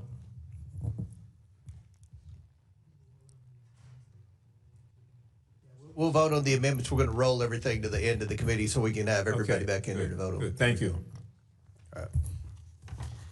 So I just read that. All right. As I was saying, pursuant to notice, I call up a report containing a resolution recommending that the House of Representatives find Secretary of State Hillary R. Clinton in contempt of Congress for refusal to comply with a duly issued subpoena issued by this committee. The clerk will report the report which has been distributed in advance.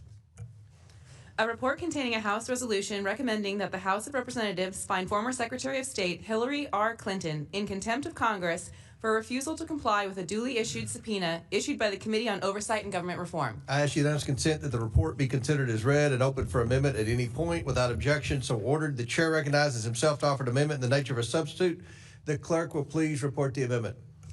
An amendment in the nature of a substitute offered to the contempt report as offered by Mr. Comer of Kentucky. Without objection, the amendment is considered as read, and the substitute will be considered as original text for the purposes of further amendment. I now recognize myself for 5 minutes for a statement on the report. As with President Clinton, the committee believes that Secretary Clinton possesses information that is relevant to this committee's investigation. Specifically, Secretary Clinton's testimony may shed light on the activities of Jeffrey Epstein and Ghislaine Maxwell and their efforts to establish relationships and curry favor with influential people. As former Secretary of State, Clinton may also have information regarding the federal government's efforts to combat international sex trafficking. Secretary Clinton's refusal to discuss that information in person and on the record directly obstructs the committee's investigation. The committee must enforce these bipartisan subpoenas through bipartisan support of this contempt of Congress resolution. I urge all my colleagues to support this contempt report, and I now yield to Ranking Member Garcia for his opening statement. Thank you, Mr. Comer. I just want to again just repeat that once again, Oversight Democrats have been clear that we want to hear from anyone with knowledge of Jeffrey Epstein's crimes. We made that clear earlier. We'll continue to make that clear. One thing that's important to note is that on numerous occasions, Secretary Clinton has made statements both in the public and to this committee that she has no knowledge of Jeffrey Epstein or his activities. And I just want to put that into the record. It's not clear to me, as it's not clear to many others, as to why Secretary Clinton has been a target of this investigation. The Secretary submitted a sworn declaration under penalty of perjury that she had no memory of ever meeting Mr. Epstein, never flew on his plane, and never held any office with responsibility for investigating his activities. She testified to having met Ghislaine Maxwell, possibly in passing, but did not have a relationship with her. Now, Oversight Republicans did not pursue subpoenas to former attorneys general and FBI officials who certified that they had no knowledge of the case. And Hillary Clinton should have her subpoena dealt with in the same way. Again, I think having and asking questions of Secretary Clinton is appropriate to this committee. It's also appropriate that we deal with her case in the way we have dealt with others that have been able to answer in writing or have been dismissed by the majority. At least up to this point, the evidence that we've collected by our committee support Secretary Clinton's assertions. No one who is serious about justice for Epstein survivors believes that Hillary Clinton has somehow been involved in Jeffrey Epstein's crimes. We also know that, of course, that Donald Trump is very clear about weaponizing against his opponents. In fact, he's famously, of course, led the call to lock her up since the 26th election campaign and is clearly moving forward to do the same.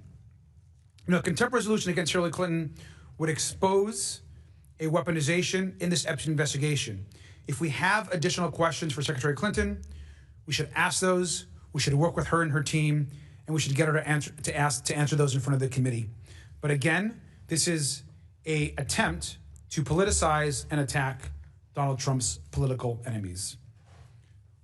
We need to ensure that we hear from folks that are critical of this investigation, and at the center of that are folks like Pam Bondi, who will not be appearing in front of this committee, to be clear, but the Judiciary Committee, and Ghislaine Maxwell, which it's finally we're about to actually hopefully get some additional answers from her. And with that, Mr. Chairman, I yield back. Chair recognizes Mr. Bell from Missouri. Thank you, Mr. Chair. I found it interesting that you acknowledge that Pam Bondi is not moving at a speed or pace to your liking. And I think the biggest concern for many of us who are looking at not only ensuring a real investigation to give these victims, these survivors, the respect that they deserve and the justice that they deserve, but it just appears over and over that we are not using the same standards as a result of partisanship.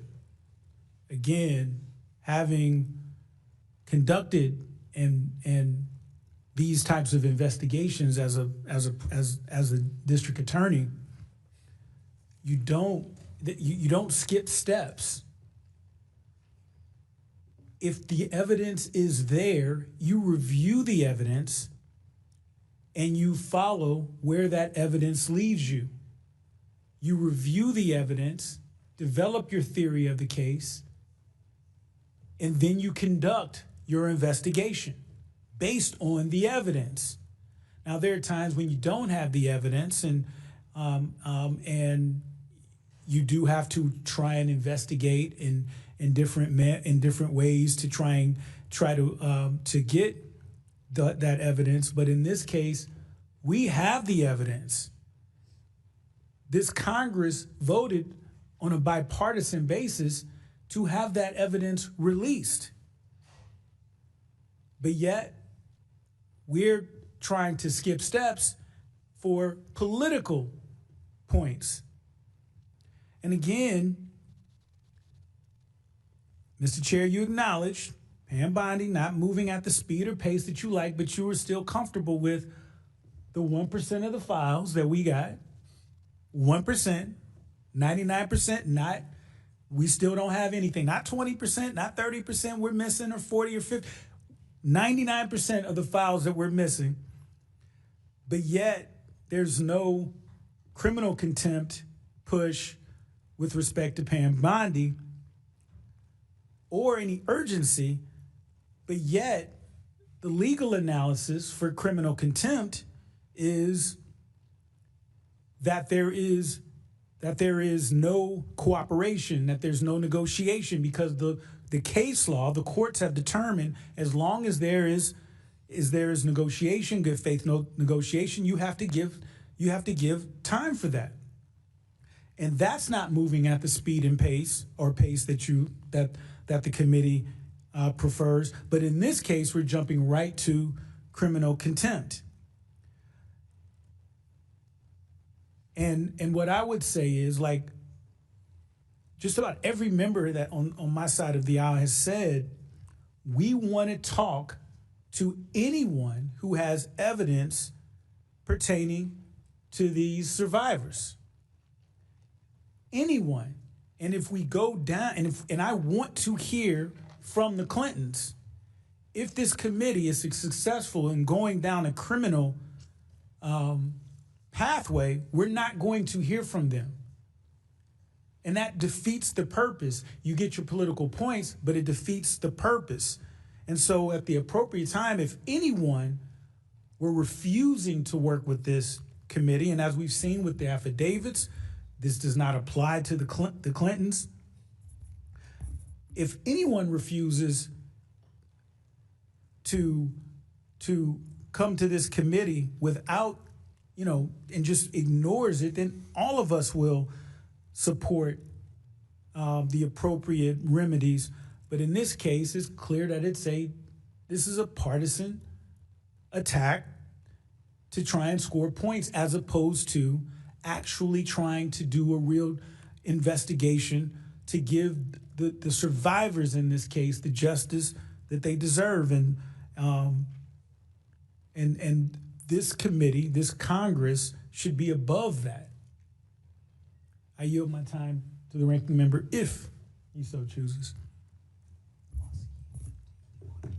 I'm okay, thank you, Mr. Chair. I'll recognize myself for a few seconds. Our report lays out that Hillary Clinton had both a personal relationship with Maxwell as well as a financial relationship with Epstein. She's had 5 months as well to come before this committee. We voted in a bipartisan manner to issue her a very lawful subpoena, and she's chosen not to comply with that subpoena. So, and Pam, does any other members seek recognition? Mr. Lynch? Yeah, thank you, Mr. Chairman.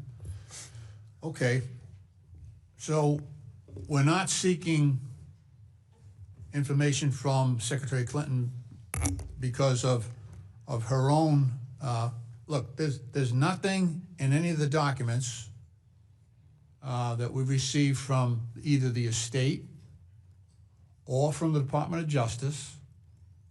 There's no indication from talking to the witnesses or the witnesses' attorneys that Mrs. Clinton had anything to do with this. And yet, we're trying to issue a criminal contempt charge because of her reluctance to appear.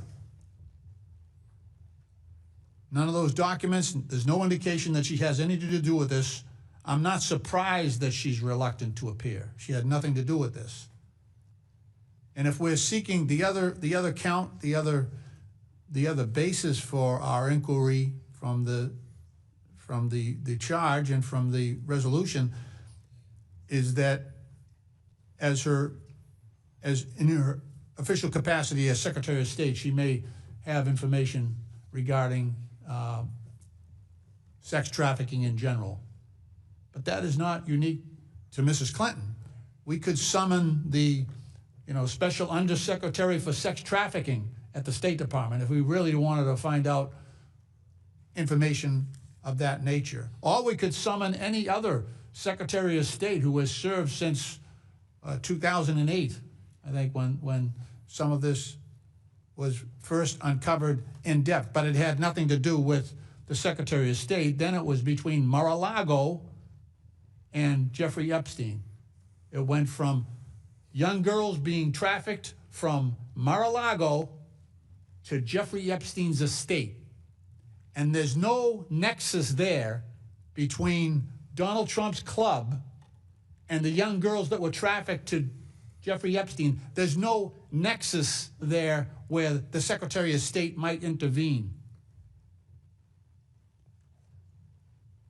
So, with all due respect, I think her name was put in there because of the animosity with which the president regards her.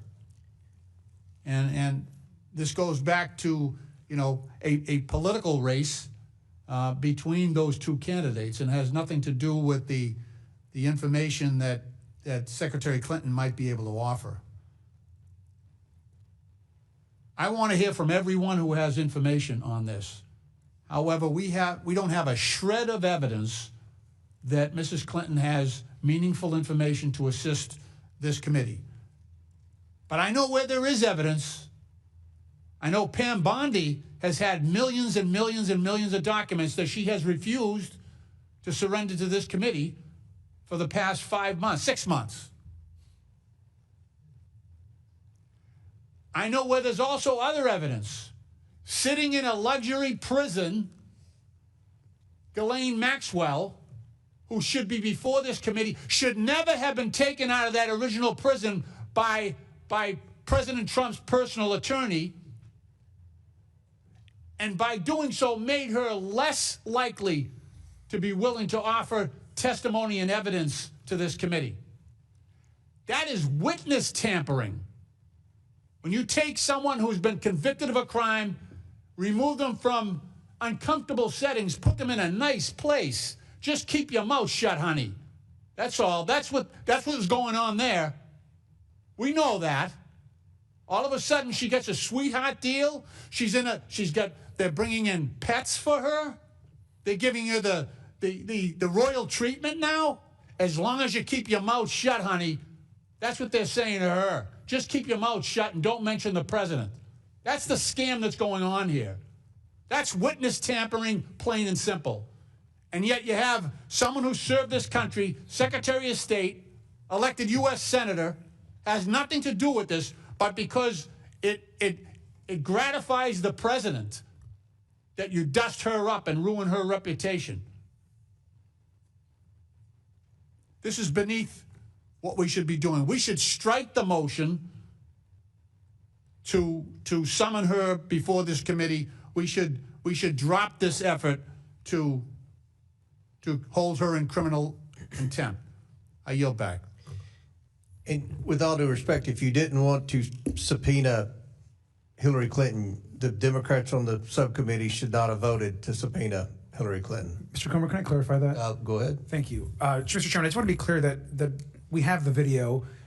Committee Democrats actually voted no by voice vote. You had an opportunity for a roll call and you declined it. We voted. You called for it, and then staff came to you and actually, you said, Mr. Comer, actually, you weren't there, so I actually don't think. Well, I've watched the video too. Would you like to show the video? I mean, the video is very clear. We actually all voted no. I just want to be clear that in the initial vote, all Democrats voted no. Thank you. That's why we have recorded votes.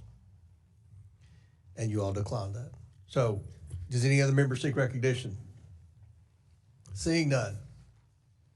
The question is now on the amendment in the nature of a substitute to the Hillary R. Clinton contempt report. All those in favor signify by saying aye. All those opposed signify by saying no. In the opinion of the chair, the ayes have it. The amendment in the nature of substitute the report is agreed to. The question is now on favorably reporting the Hillary R. Clinton report as amended. All those in favor signify by saying aye. Aye. All those opposed signify by saying no. No. In the opinion of the chair, the ayes have it. The amendment to the nature of substitute to the report is agreed to. Recorded vote, sir. A recorded vote was ordered. As previously announced, further proceedings on the question will be postponed. Pursuant to the previous order, the chair declares the committee in recess subject to the call of the chair. We plan to reconvene at 3:15. 3:15. The committee stands in recess.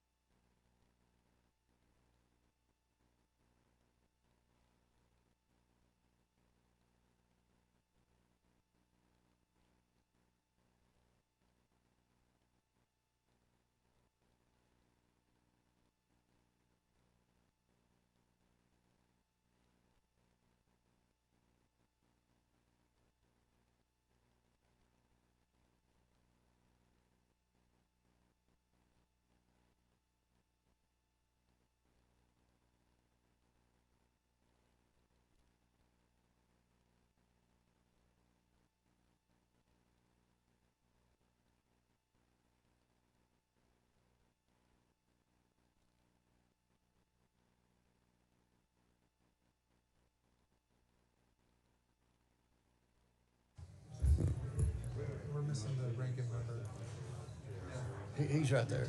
Okay. You ready? Ready? The committee will resume consideration of the amendment in the nature of a substitute of the William J. Clinton contempt report.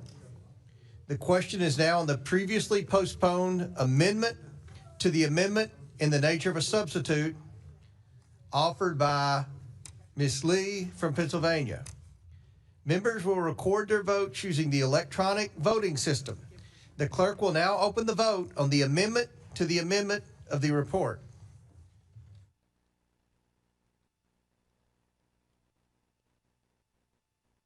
I'm going to hold this open to make sure everybody's here.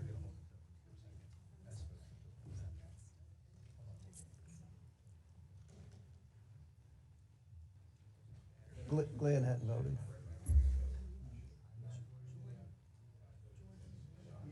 Jordan Fox are closed.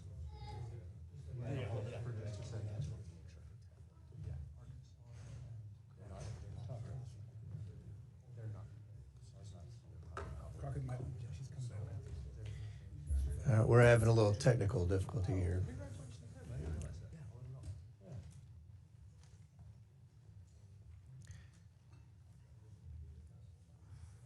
I'm going to close it.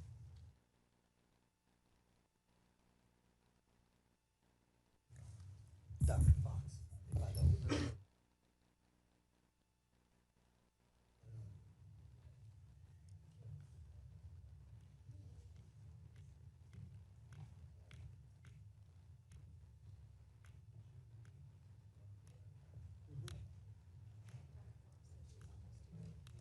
What'd you say?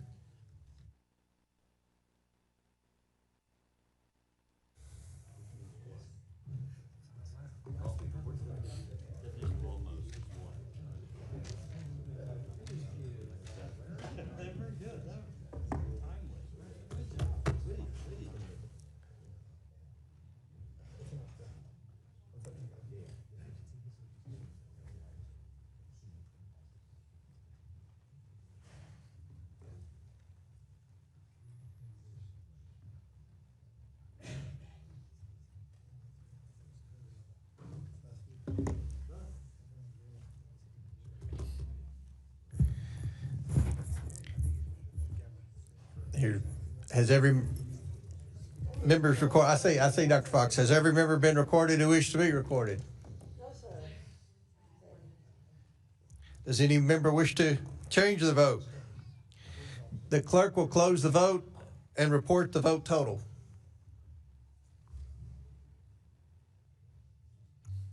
Mr. Chairman, on this vote, the ayes are 19, the nays are 24. The noes have it, and the amendment is not agreed to. The question is now on the previously postponed amendment to the amendment in the nature of a substitute offered by Mr. Min from California.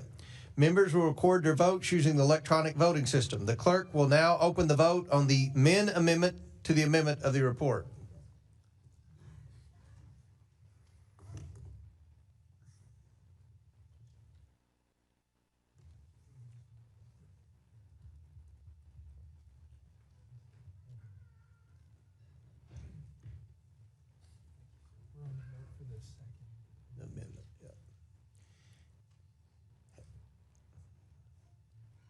Have all members been recorded? Does any member wish to change their vote? The clerk will close the vote and report the vote total. Mr. Chairman, on this vote, the ayes are 19, the nays are 25. The noes have it, and the amendment is not agreed to. The question is now on the amendment in the nature of a substitute to the William J. Clinton contempt report. All those in favor signify by saying aye. Aye. All those opposed say no. In the opinion of share, the ayes have it. The amendment in the nature of a substitute to the report is agreed to. The question is now on favorably reporting the William J. Clinton contempt report as amended. Members will record their votes using the electronic voting system. The clerk will now open the vote on the William J. Clinton contempt report.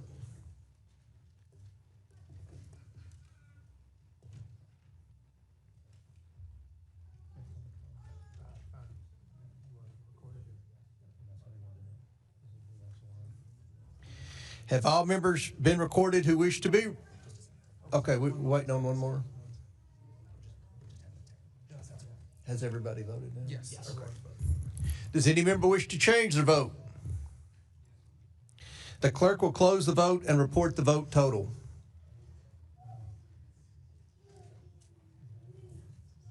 Mr. Chairman, on this vote, the ayes are 34, the nays are 8, with 2 voting present. Pursuant to this, the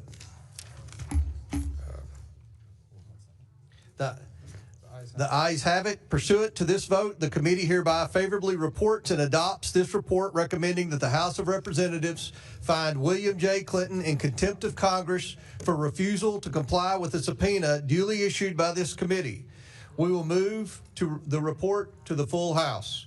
Without objection, the motion to consider is laid upon the table. Mr. Chairman, pursuant to House Rule 9, Clause 2.1, I just ask that members have the requisite 2 days to file with the clerk of the committee supplemental, additional, and minority and dissenting views. Without objection. Thank you. Without objection.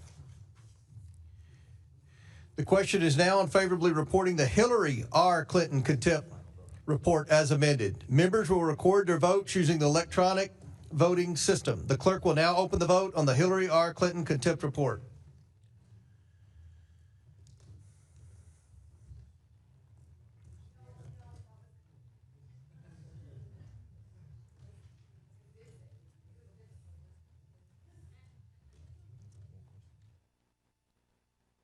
Play. Have all members been recorded who wish to be recorded? Does any member wish to change their vote? Seeing none, the clerk will close the vote and report the vote total.